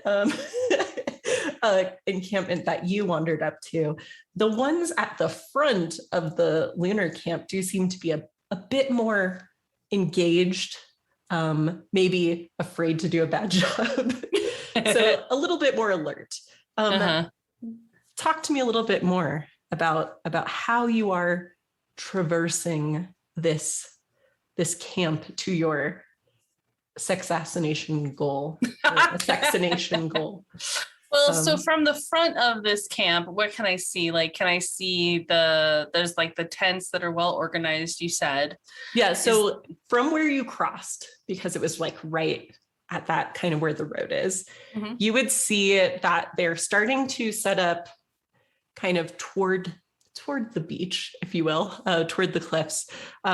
You can see some infantry and cavalry already kind of checking their stuff, getting ready to go. Like, obviously people who are at higher levels within the army are kind of barking orders. What languages do you speak? So I speak, that's a really good one. I speak trade talk and Asrolian. Yeah, you have no idea what they're talking about. No, I don't know. I don't care. I don't speak. My body speaks for me. So I am going to, so that's why I'm wondering the distance through which that I would have to, move.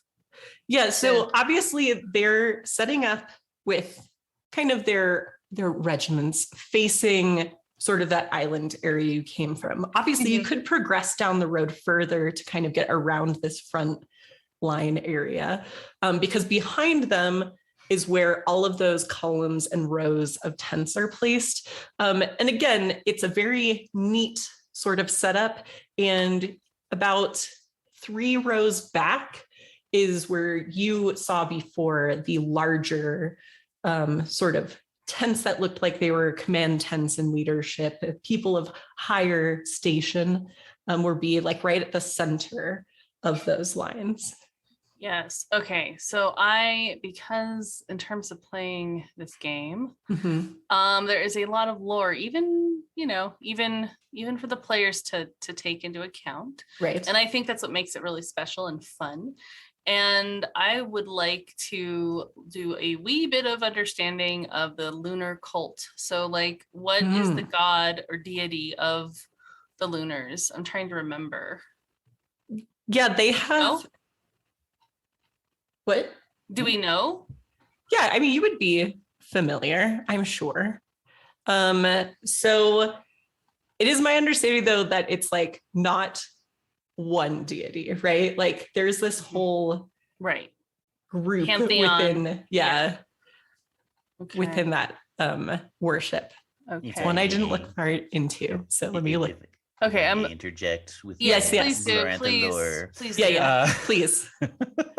Well, of course, the namesake of the Lunar Empire is, of course, the Red Goddess, right? Who is literally the moon, right? And they created her, and she created herself, but they helped, and right, and she was raised up into the sky. There was no moon prior to her, so. Cool. And a lot of their magic and power derives from this moon and the cycles it goes through, and etc. The cult of the 7 mothers, that would be the aforementioned people who helped. Despite the name, it's men and women. It's just they were the quote unquote mothers of the moon goddess, right? They helped to birth the moon goddess. Okay. And they in turn became divine themselves. So that's another common cult, the 7 mothers. And then of course the emperor of the Lunar Empire is himself, I think, semi-divine, if not actually divine. My knowledge of the Lunar Empire also only goes so far. So all right. Some so I think really that's probably into fitting to what we'd probably know in the world as being not lunars too, that's right? true. Like we've I heard also of these heard things. they worship Baphomet, Right. Okay.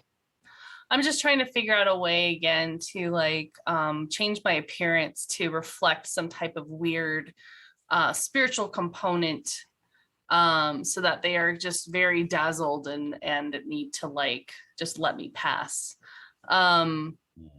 So that's what I'm trying to figure out, like what would be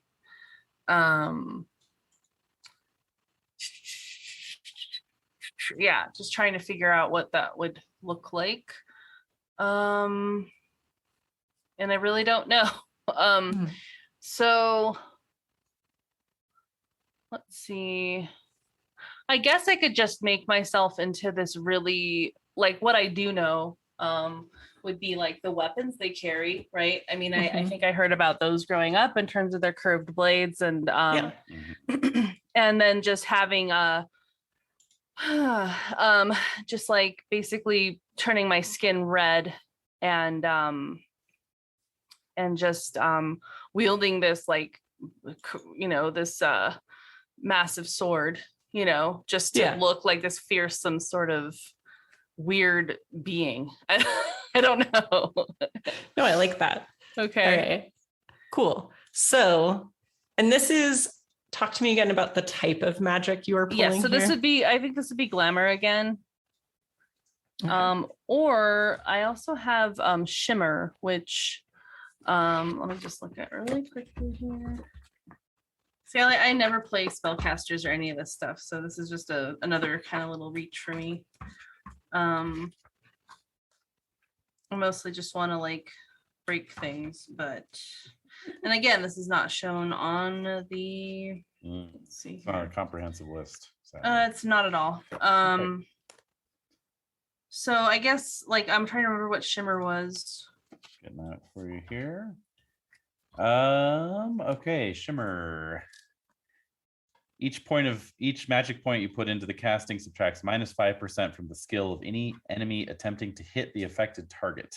It just creates a blur distortion around you. That's right. Like a mirage. Yeah, exactly. So okay, so I guess this would be glamour. Okay. Glamour. All right. And is that rune magic or spirit magic? That's spirit magic. Okay. Spirit magic. Yep. Very good. Very good. Okay. Okay. So as far as using this, I know you spend your stuff and do the thing, do the needful. For my understanding, to like resist or see through such things, that's resisted by POW typically, right?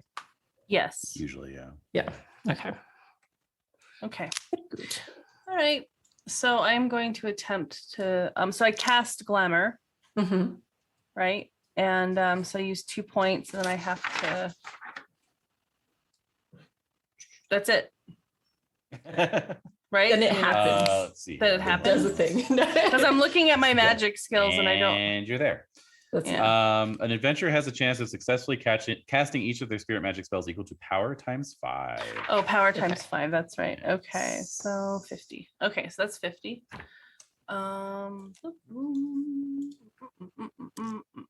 That you could augment with your moon rune if you have one. Okay, I don't have one. No, I fail. Okay. Probably should have used my disorder rune affinity to augment that. That might have worked. Do you want to ret and see if it gets you far enough, or would that get you there? That If would it get was me six- there because my disorder is 80. So I will have made it. Okay. So if you want to try to retroactively augment this skill, just know that should things go awry, they may go quite awry. I know. That's the point. Yeah. So absolutely. So I'm going to use disorder. Okay. Disorder rune. Is there anything I need to know? Okay. I'm just trying to understand. And okay, so I made my made that. Okay, so then that gives me a plus 10 or 20. 20. 20. Is it never a 10? It's never a 10, right? Never a 10. No, it's always 20.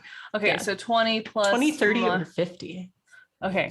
So 20 plus my POW, so it's 50, so 70. Okay, so let's try this again. Boop. And I fail by 7. So yeah. Whoa. Okay. So yeah. So I failed.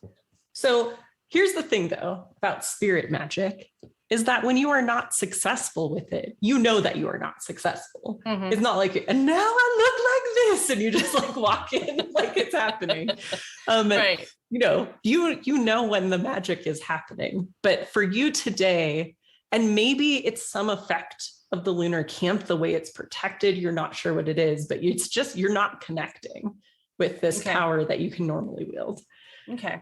So what would you like to do knowing that you are unable to enact like this plan that you had the way that you wanted to do it?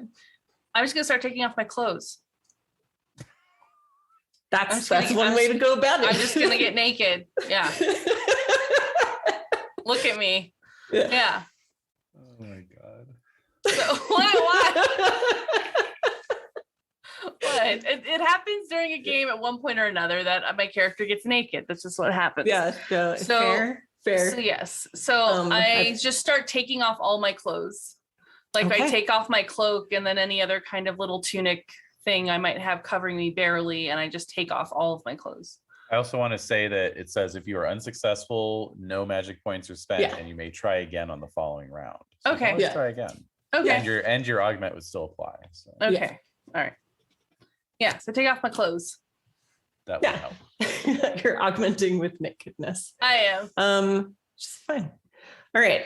So cool beans.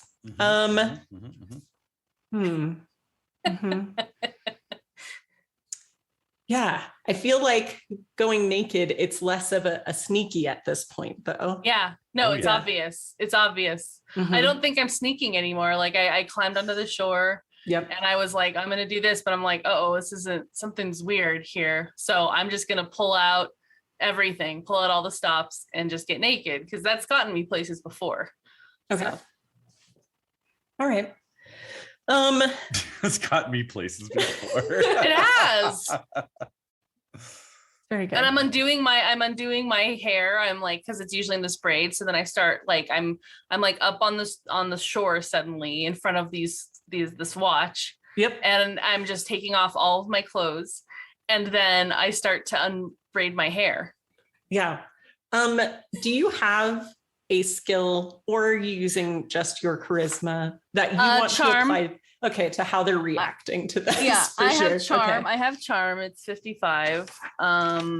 So yeah, I can do that. And I hate authority. So anything I can do to dismantle authority, I'm gonna do it. Very so good. I'm gonna roll to see if I can get that going. I hate authority. I'm doing it out of sheer hate. I made it. Yep. So 20. So then I'm gonna roll my charm. And did you recast glamour yet? Or did you? No, I'm not using. I gave up on that. I'm not using magic. I'm just using my sheer different kind of magic now. God-given talents. Yeah. Exactly. What's your cha normally? Your charisma? My charisma is 13. All right. So if you cast glamour on yourself, it gives you a +8 to charisma. So that would actually give you an additional +15 on your charm. Just FYI. In addition to my bonus I just did, so 35. Yeah, 35. Okay, good. Yeah, I'm doing all that. I'm gonna do all of that. So yes, I'm casting glamour again to make myself even more irresistible. Right. And, which was already augmented. So hopefully it treats you better. At this point, so at this point we have 35 plus 55, which is 90. There you go. Okay. Thank you, David. And yeah. Okay. So I make it. Yeah. I make it with a 65. All right. So yeah, I am just amazing. I am every possible thing you could possibly want if you're into what I'm dishing out, I guess. Yeah, there is much like Kivra when she first saw you. It takes a beat or two before they seem able to respond at all to what is going on. And then there is much seems to be some sort of argument about who's going to go over and deal with whatever is going on before one of the lunar soldiers who is keeping watch kind of very cautiously walks up to you. This is very strange, and he's not sure if it's some sort of trap. But it seems like, and he's like trying to sign language with you, like you need to come with him. Like gesturing towards the camp. So I'm looking over his head, which I'm assuming he's like much smaller than me. So I'm looking over his head and I just nod. And I'm trying to just be as ethereal as possible in my bearing, if that makes sense. And he, like, it seems to be checking you for weapons. Yeah. I'm assuming there isn't any apparent at this time. No. Okay. That's one way to show them you're unarmed. Yeah. Exactly. And he, like, you know, he seems to decide he's not going to try to tie you up necessarily, especially because you're very big. But he does, unsheath his kopis, and like gestures for you to walk ahead of him and kind of points you down one of the rows. Okay, so I go. Okay. Meanwhile, back at the tent. Yes. This is the real drama. Yeah, an annoyed war chief is looking out at you all after you have disturbed the guards and her planning. She says, "What is the meaning of this?" Ooh. I think San Mastino was the last one talking. Plus, me and guard dude are like squaring off on each other. Yeah. So she walks out and sees guard, tiny person on an antelope, and then like troublemaker, and then a flexing other troublemaker. Yes. I would probably. Is she what is her title? Is she commander, general?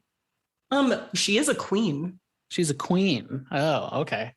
Well, if that's the case, then I would probably like dismount from my antelope and greet her in her as I would, you know, a proper queen.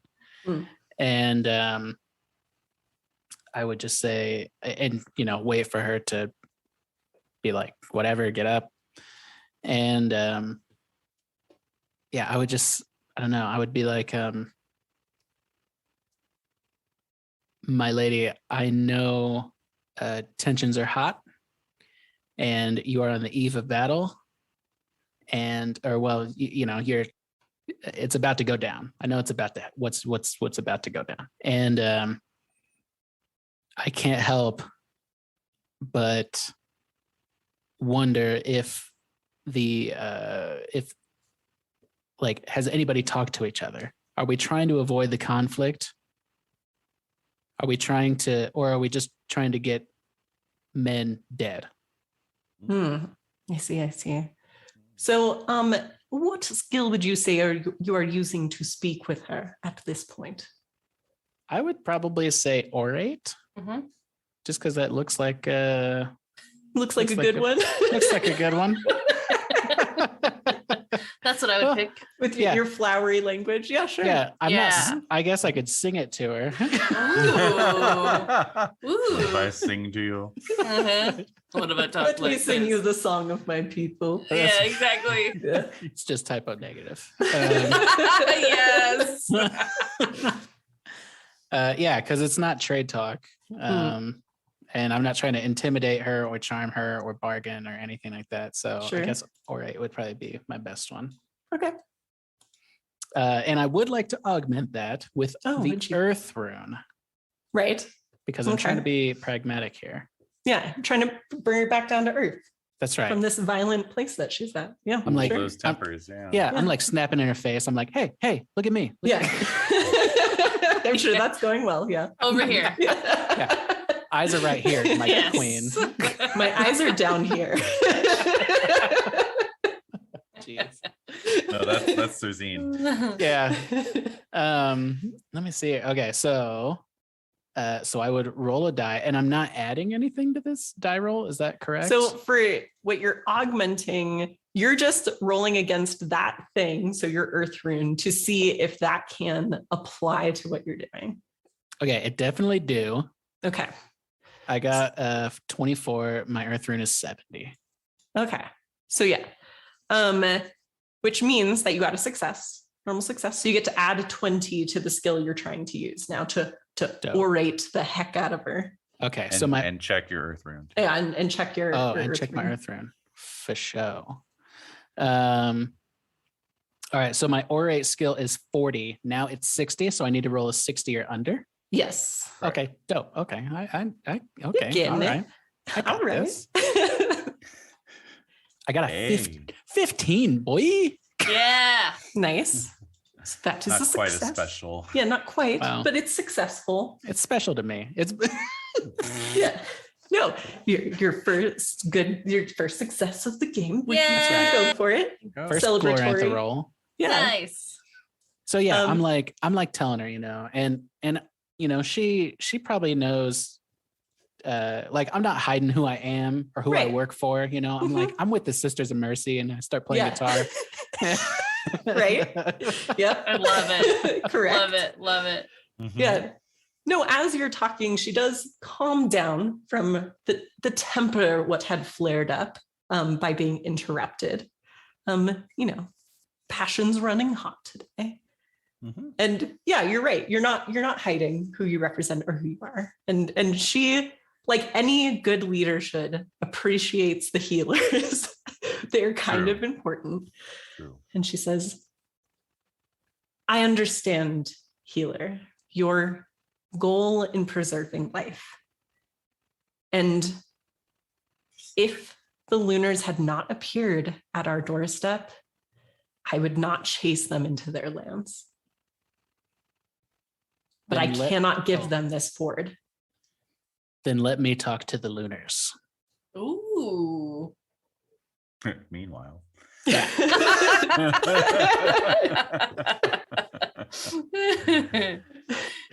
She's like, theoretically, I couldn't stop you from going across the river. I don't know why anyone would do that. Certainly, it means death. Meanwhile. Yeah. All right. So, meanwhile, Sarazine is led down the line of tents, not to the largest tent or the second largest tent, but the third largest tent. Fairy tale. You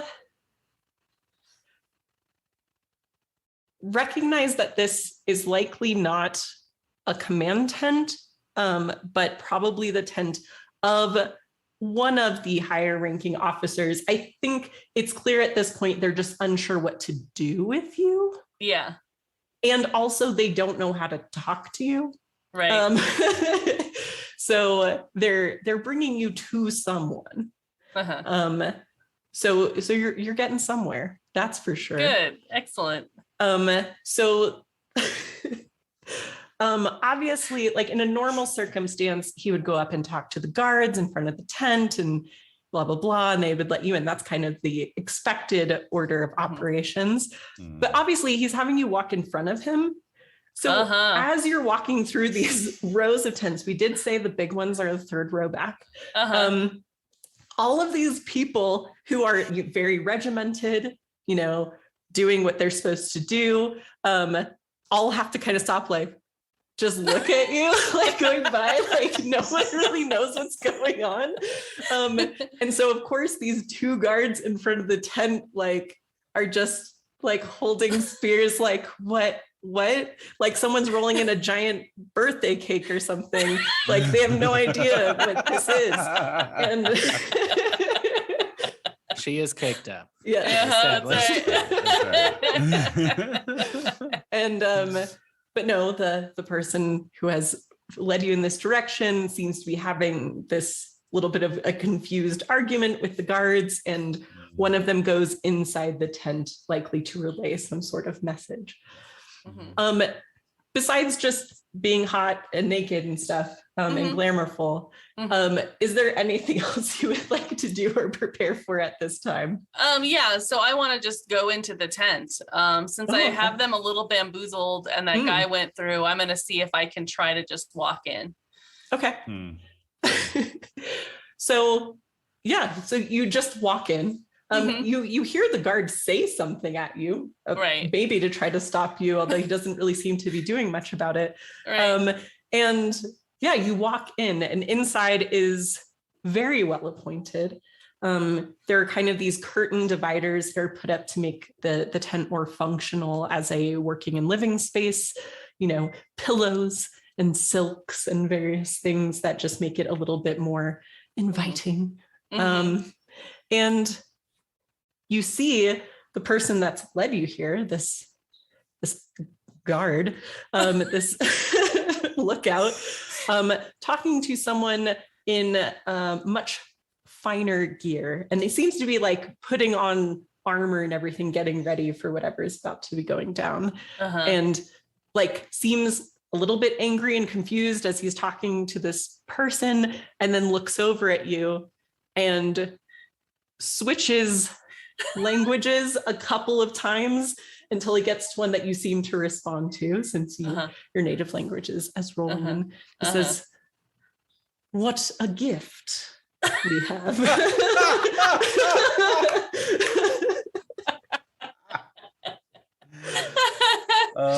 So I'm just standing there looking fabulous, and I walk toward him and I start to try to take his armor off.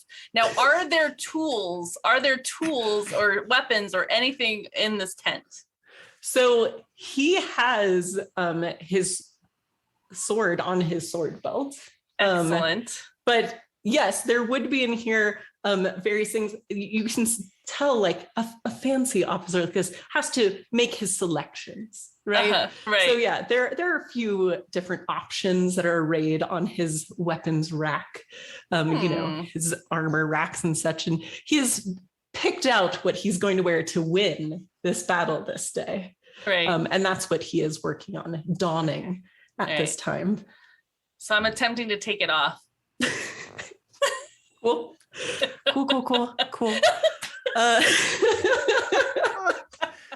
What is it with Dessa's characters in Rainy's games always immediately getting naked? Like it's just a thing. It's a thing that happens.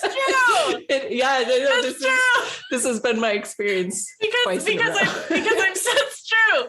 Because like I think there's like that's one of the most disarming things, and it's one of the most chaos inducing things. And it's like, let's do it. Let's go there, because then all we can I think it's good.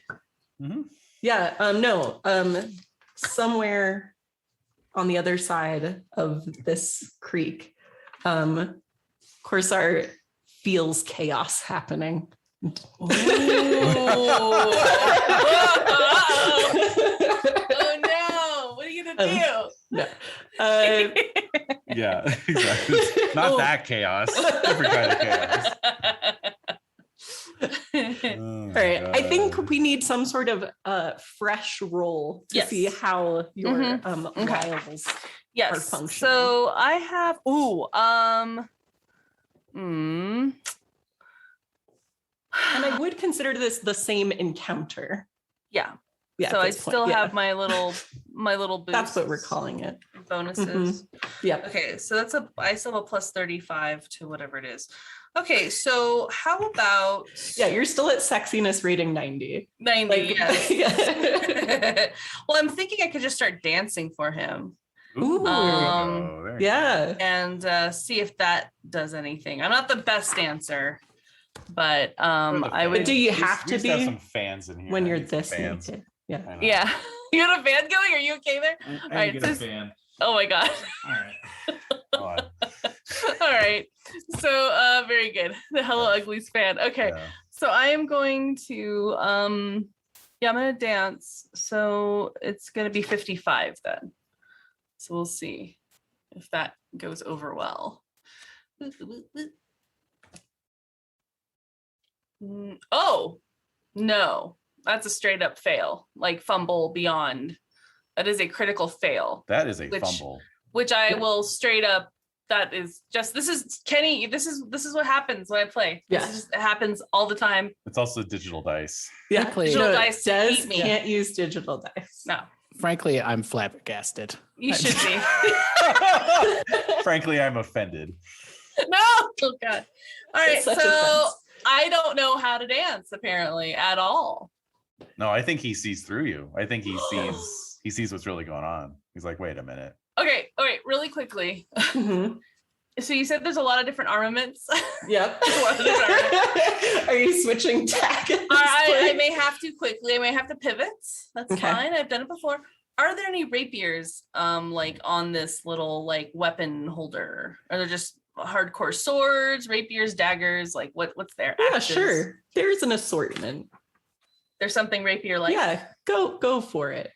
Cool. What All happened right. with the what was the fumble So- though? What yeah. happened with that? No, so we will. So the first thing I want to ask before we officially fumbleize this, because Yes. that's a whole Let's thing. not get ahead of ourselves here. Oh. We are early on in the prelude, but you do have one group reroll. Did you want to grant it at this time, or do you want to let this fumble fall? 1,000,000%. Don't take pity on me. No, I want to see the dance. It's not pity on you as much as this is a fumble, a dead center in the Lunar army camp. So, you know. Yeah, it might be a good idea. Just what do you all think? And It's I won't get selfish mad of either. me, but I want to see the dance. I want to see that play out. That's Yeah, for science. For science. Especially as like a belly dance type of thing, like you draw the sword out and you like balance it on your head. Yeah, and stuff I wanna- like that, I and wanna all that incorporate- kind of stuff. Like Yeah, you're that's reading what my I was mind. thinking. Mhm. Okay. She's so deep. She's so deep into enemy territory and all alone. I feel like if we were gonna have a prequel reroll, this would be the time to use it. It's literally the worst roll you could get. Although it would I was also be gonna interesting if she say- got captured before the battle and like I don't know. Just Oh kinda on yeah, that. exactly. Yeah. Cause Yeah. chaos. I'm of either mind. Des, I'm gonna leave it up to you. Okay. Well, David, what do you think? Did you weigh in yet? I think either way is interesting. I think getting sort of sussed out and captured is interesting, but I also think get I don't another, want to get another separate. shot. Yeah, I don't want to separate the party. You know what I mean? Like too much. We can jump back and forth as much as we need to while you're trying to Oh. escape later too. You So- listened to Rainey's alien series. She was running like a 5-way split party. I at don't one want to point. do that to Rainy. That's something I want to avoid. Thank you very much. So I think that, I mean, as interesting as that was for that particular game, but I think in terms of this, I want a little more cohesion. I couldn't help but just run in the direction of this camp. Mhm.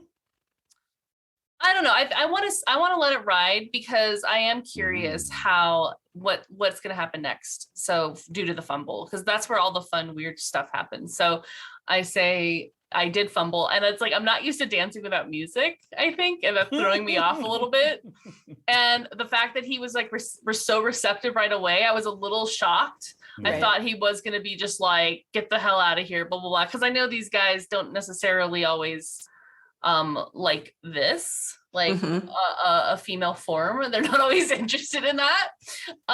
Just based on Serzine's experience and what she's observed with Lunars. Mhm. And so, yeah. So she's a little surprised that he's like, yeah, wow, okay. He's calling my bluff, basically. Yeah. He's called my bluff. Yeah. And then obviously not your vibe either. This is No. not where you do your best work. No. This dirty Lunar camp. 6 a.m. Yeah. Lunar camp on God Free Day. coffee. Yeah. On it's- God ugh. Day during Earth season, please. Like if this was fertility week, it'd be good to go, but it's not. Yeah. Okay, You're, it's movement you're still week. recovering from Every- fertility week. I am. Every week Yeah. is fertility week. And I think this fumble goes along with like you said, he was completely calling your bluff. Yeah, Where he's like, come on. Like Yeah. obviously this is not a thing where they're just like peace offering giant naked woman. yeah, Yeah, exactly. You know, the command structure of the Lunar Army knows Keller Starbrow better than that. And so, yeah, as you begin to dance, he basically just quickly moves in and kind of, basically puts you in a hold. Like he's able to grab your wrists and spin you around and kind of pin you to the floor of the tent. All right, so I'm thinking this might be it. Like this might be what he wants. But it's like, oh wait, no, he's capturing me. Yeah. Oh wait, not sexy anymore. Yeah, like, oh no, wait, this isn't going over well. I like the idea of just being deluded into thinking like, yeah, this is really working. And it just not working. Oh yeah, this dance is so good. Oh no, yeah. wait. Oh no. I've been in more difficult spots. So okay, so he does that. Okay. Yeah. All right. And before we go back to the other tent, he's basically, you are much bigger than him, but he's spider monkeyed his way onto behind you, and he's holding your wrists, and he leans over and whispers in your ear with his very offensive accent to your language. Oh, and breath, obviously. yeah. Uh-huh. And he says, I'm not as stupid as you are. All of your people will fall because you just aren't smart enough. I'm sorry. And he like calls for someone to get something, but you don't understand what he's saying. Okay. Oh. You know what? I'm a dum-dum anyway, so I don't give a fuck.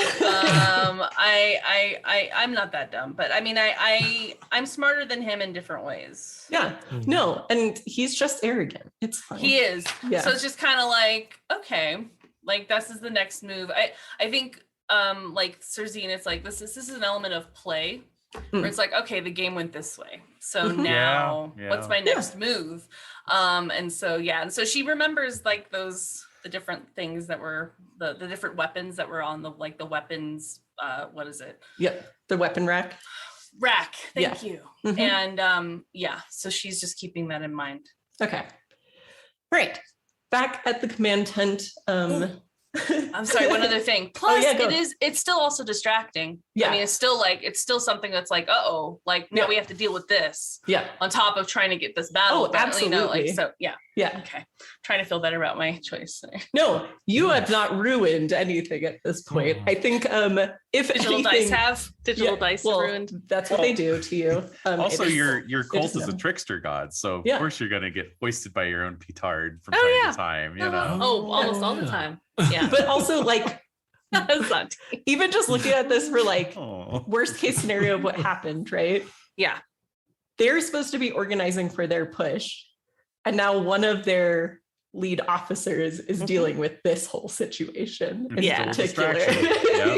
Yeah. So how did you get this far? Like, you know what I mean? Right. If they're gonna have a meeting now, I want to know what this device is. I want to know who like engineered it. I want to know who authorized its use and how the hell it got into Senator Hammersley's hotel room. Like, there's got to be that whole meeting now. Yep. It's like you let them get their snake all the way into the management tents over here. Come on. It wasn't me. He wrote me into this. Well, he wrote me into this. Right. It wasn't me. He wrote me She into didn't this. have any weapons. He's like, what are all those then? Love it. No, it's good. Cool. It is chaos. It'll be interesting to see how this plays out. All right. But yeah, so Keller Starbrow saying, trust me, this is not what I want either. I've spent more than a dozen years giving blood and giving my fellows to this cause, not because that is the price I like to pay, but that is the price that is the cost of keeping them away from our cities and our shores.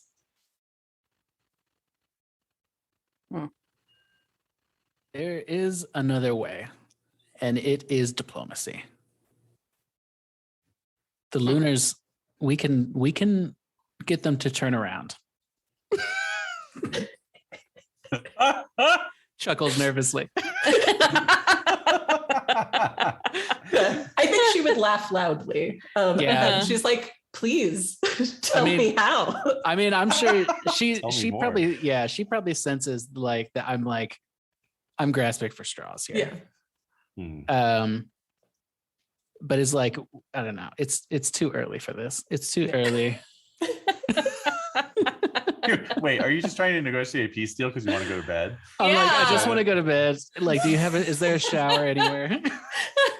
All these men are standing in the river. I just want to take a bath. Yeah, exactly. I've got like that hot, like greasy feeling when you've been up all too late. Oh, yes.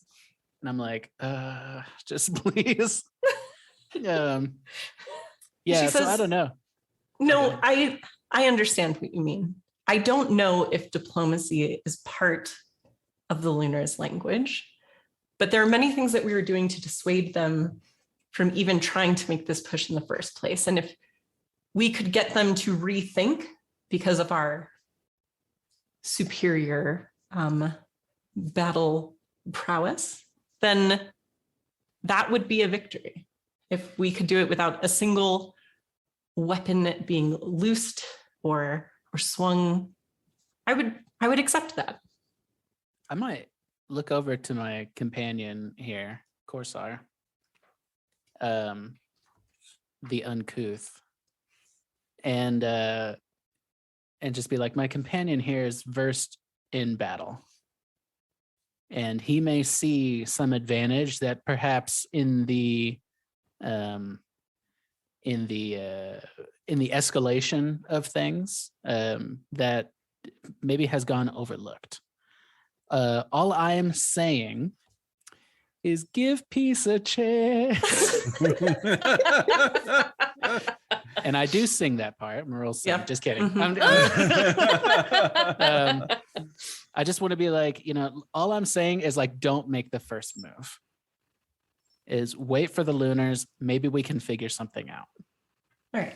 So she looks over when you mention your companions, and I believe it has been established that both Korsar and Kivra, both of your mothers have fought under Cavalier Starbrow previously. Mm-hmm.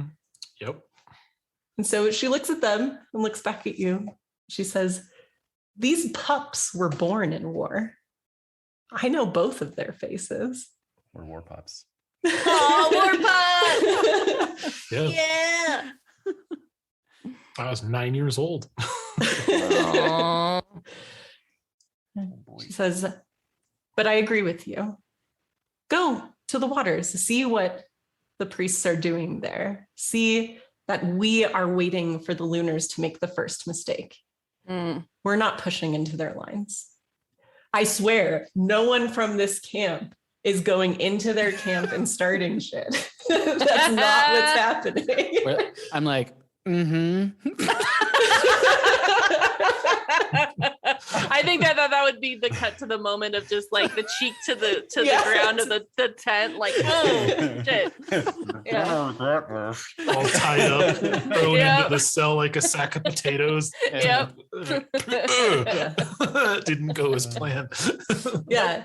And just like perfectly timed. Yeah. If this was like the movie version of this adventure, it's like you talking to her, that incident, the fumble occurring in the tent, and then cut back to you were just talking about, we're not making the first move. And like, there's this overview of the battlefield, like the Praxian mounts are ready for the charge. The archers are right behind them, like their arrows stuck into the mud of the banks, waiting to release that first volley of arrows.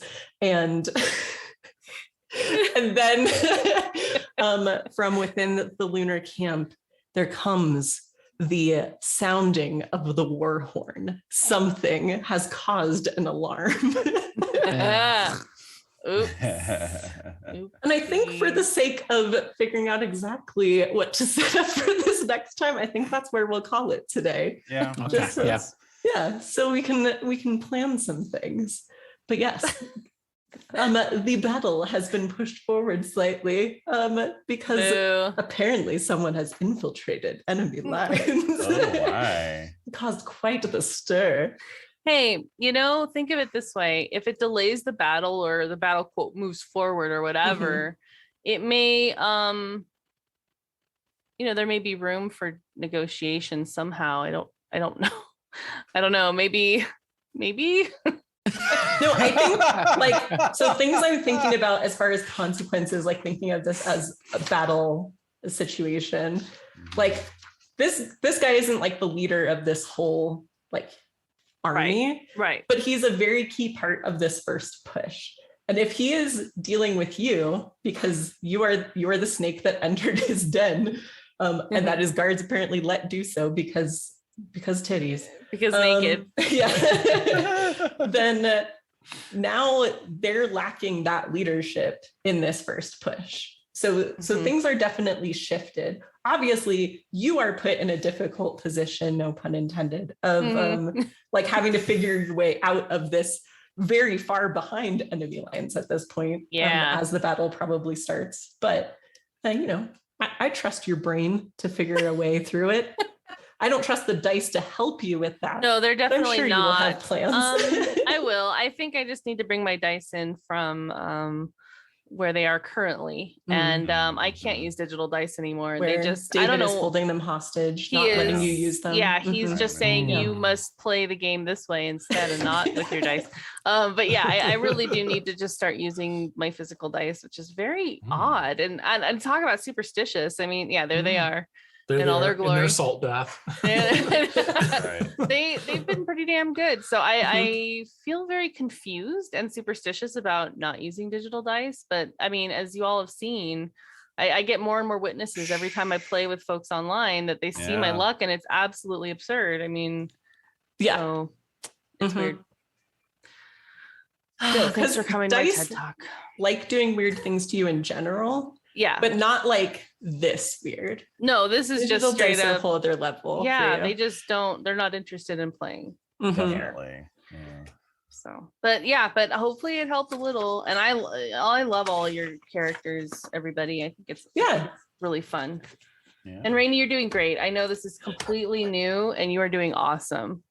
I just have to react to what y'all do, so it's fine. Like I'm like, here's how I'll intro stuff so they have an idea of what's going on. Yeah. And then I have a couple of notes like the tent's here, this is what she's up to if they go that way. Like the Lunars are over here. If they decide to like scout to spy on them, then this is things they might see. I wasn't expecting quite this, but that's fine. And then like I have some other information about what's nearby, but like no plans for what would actually occur. Because I knew there was no point in planning such things. So yeah. But no, this was good because like I said, the whole point of the first session is really to, and even for me, to figure out how it feels and everything. So I have a better idea of what sort of things to start thinking about, which I think I do. Like this was very helpful. But I do, I like, you know, I loved them in character creation, but I love everyone's characters. Everyone's awesome. And no, I think this is going to be a lot of fun. I do like that the game puts in place, like everyone knows what their character's convictions and like everything are going into it. Yeah. So you all have reasons to start just doing the things you do. you know? I mean, and then you did. So it's good. And we're off. Yep. Yeah, I think that's what makes it special with having the deities and stuff, like kind of pushing you and like having a strong sense of place and family history, that it kind of grounds you in like, okay, this is definitely what's motivating my character. Or not, you know, and I think I think that's speaks strongly for the system, even though it takes a little orientation. But that's normal for any system. So I think I'm excited. Yeah.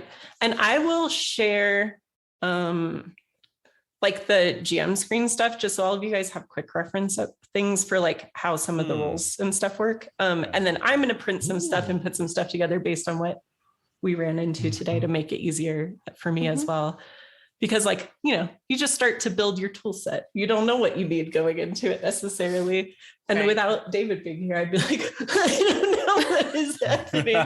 So thank you, David, for being player / co-GM for the game. I'm the rules minion. Rules minion.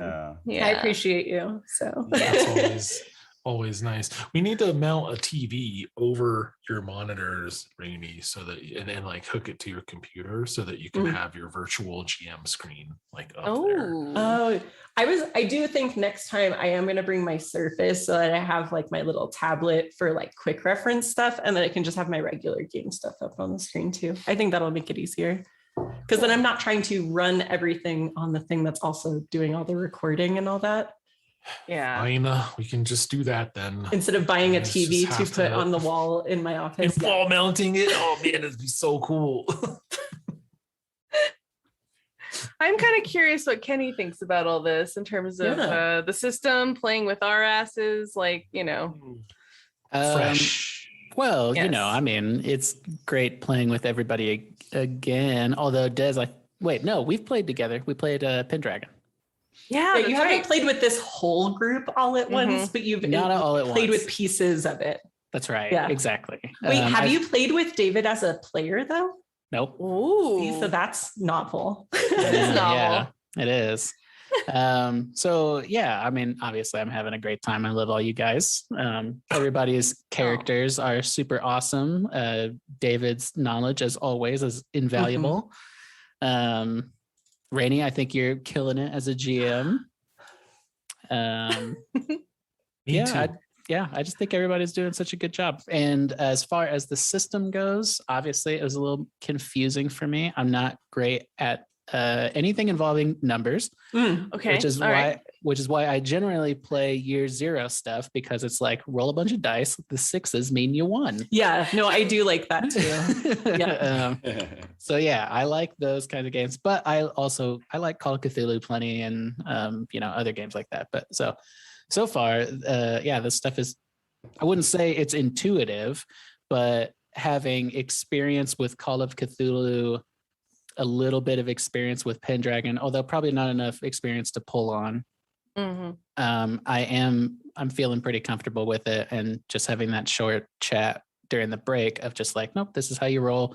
You want to get under that, and you can, what was it called? You can impassion things. Yeah. You can augment Yeah. things with other stuff. So I think that's cool, because you, like I think Des pointed out a minute ago, that the character creation really kind of pulls all of these little facets of who you are, of who your character is together.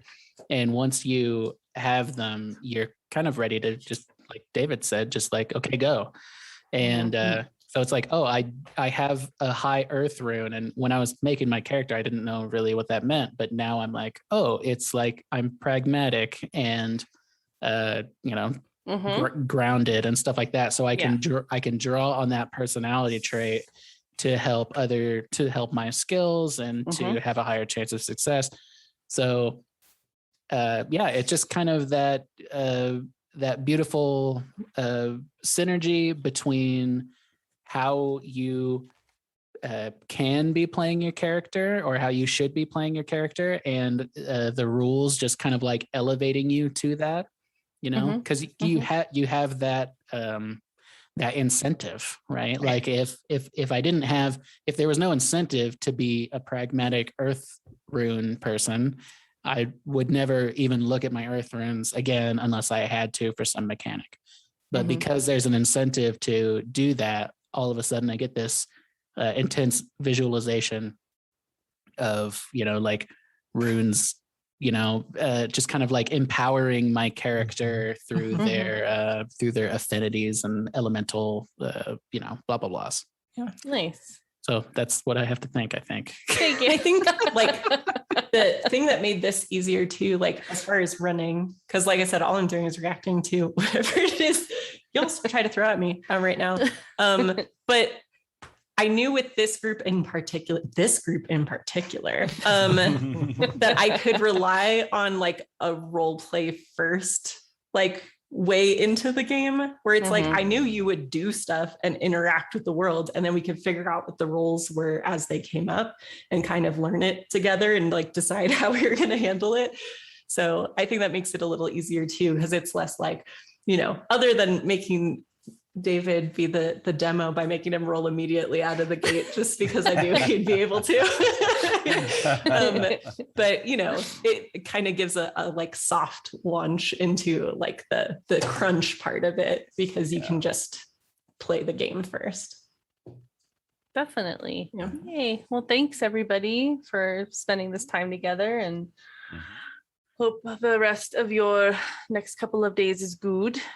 Not the other days, only the first couple days of the week. Yeah, then they Thank can you. be just Yeah. absolute Chaos. garbage. Wednesday. Fuck you. Monday, Tuesday, chill out. Yeah. That's right. Yeah. That's right. Wednesday, Mm-mm. No. Straight into the dumpster. Yeah, That's right. Cool. Well, thanks again. And we'll see you next time. Thank you for listening to our take on the Runequest starter set, available from Chaosium. This has been a really fun crossover between the Esoteric Order of Role Players and Just Barbarian Things. And if you're looking for extra content, there are bonuses every other week that will be posted to the Esoteric Order of Role Players Patreon. So again, you can check them out on patreon.com/esotericrp. Our inspiration song for this episode was The Greatest by Sia. The ambient sound that you heard in parts of this episode is all from Tabletop Audio. You can check them out on tabletopaudio.com. Everything there is free and it's awesome. So please go support them as well. Until next time, everyone, spend your rage esoterically.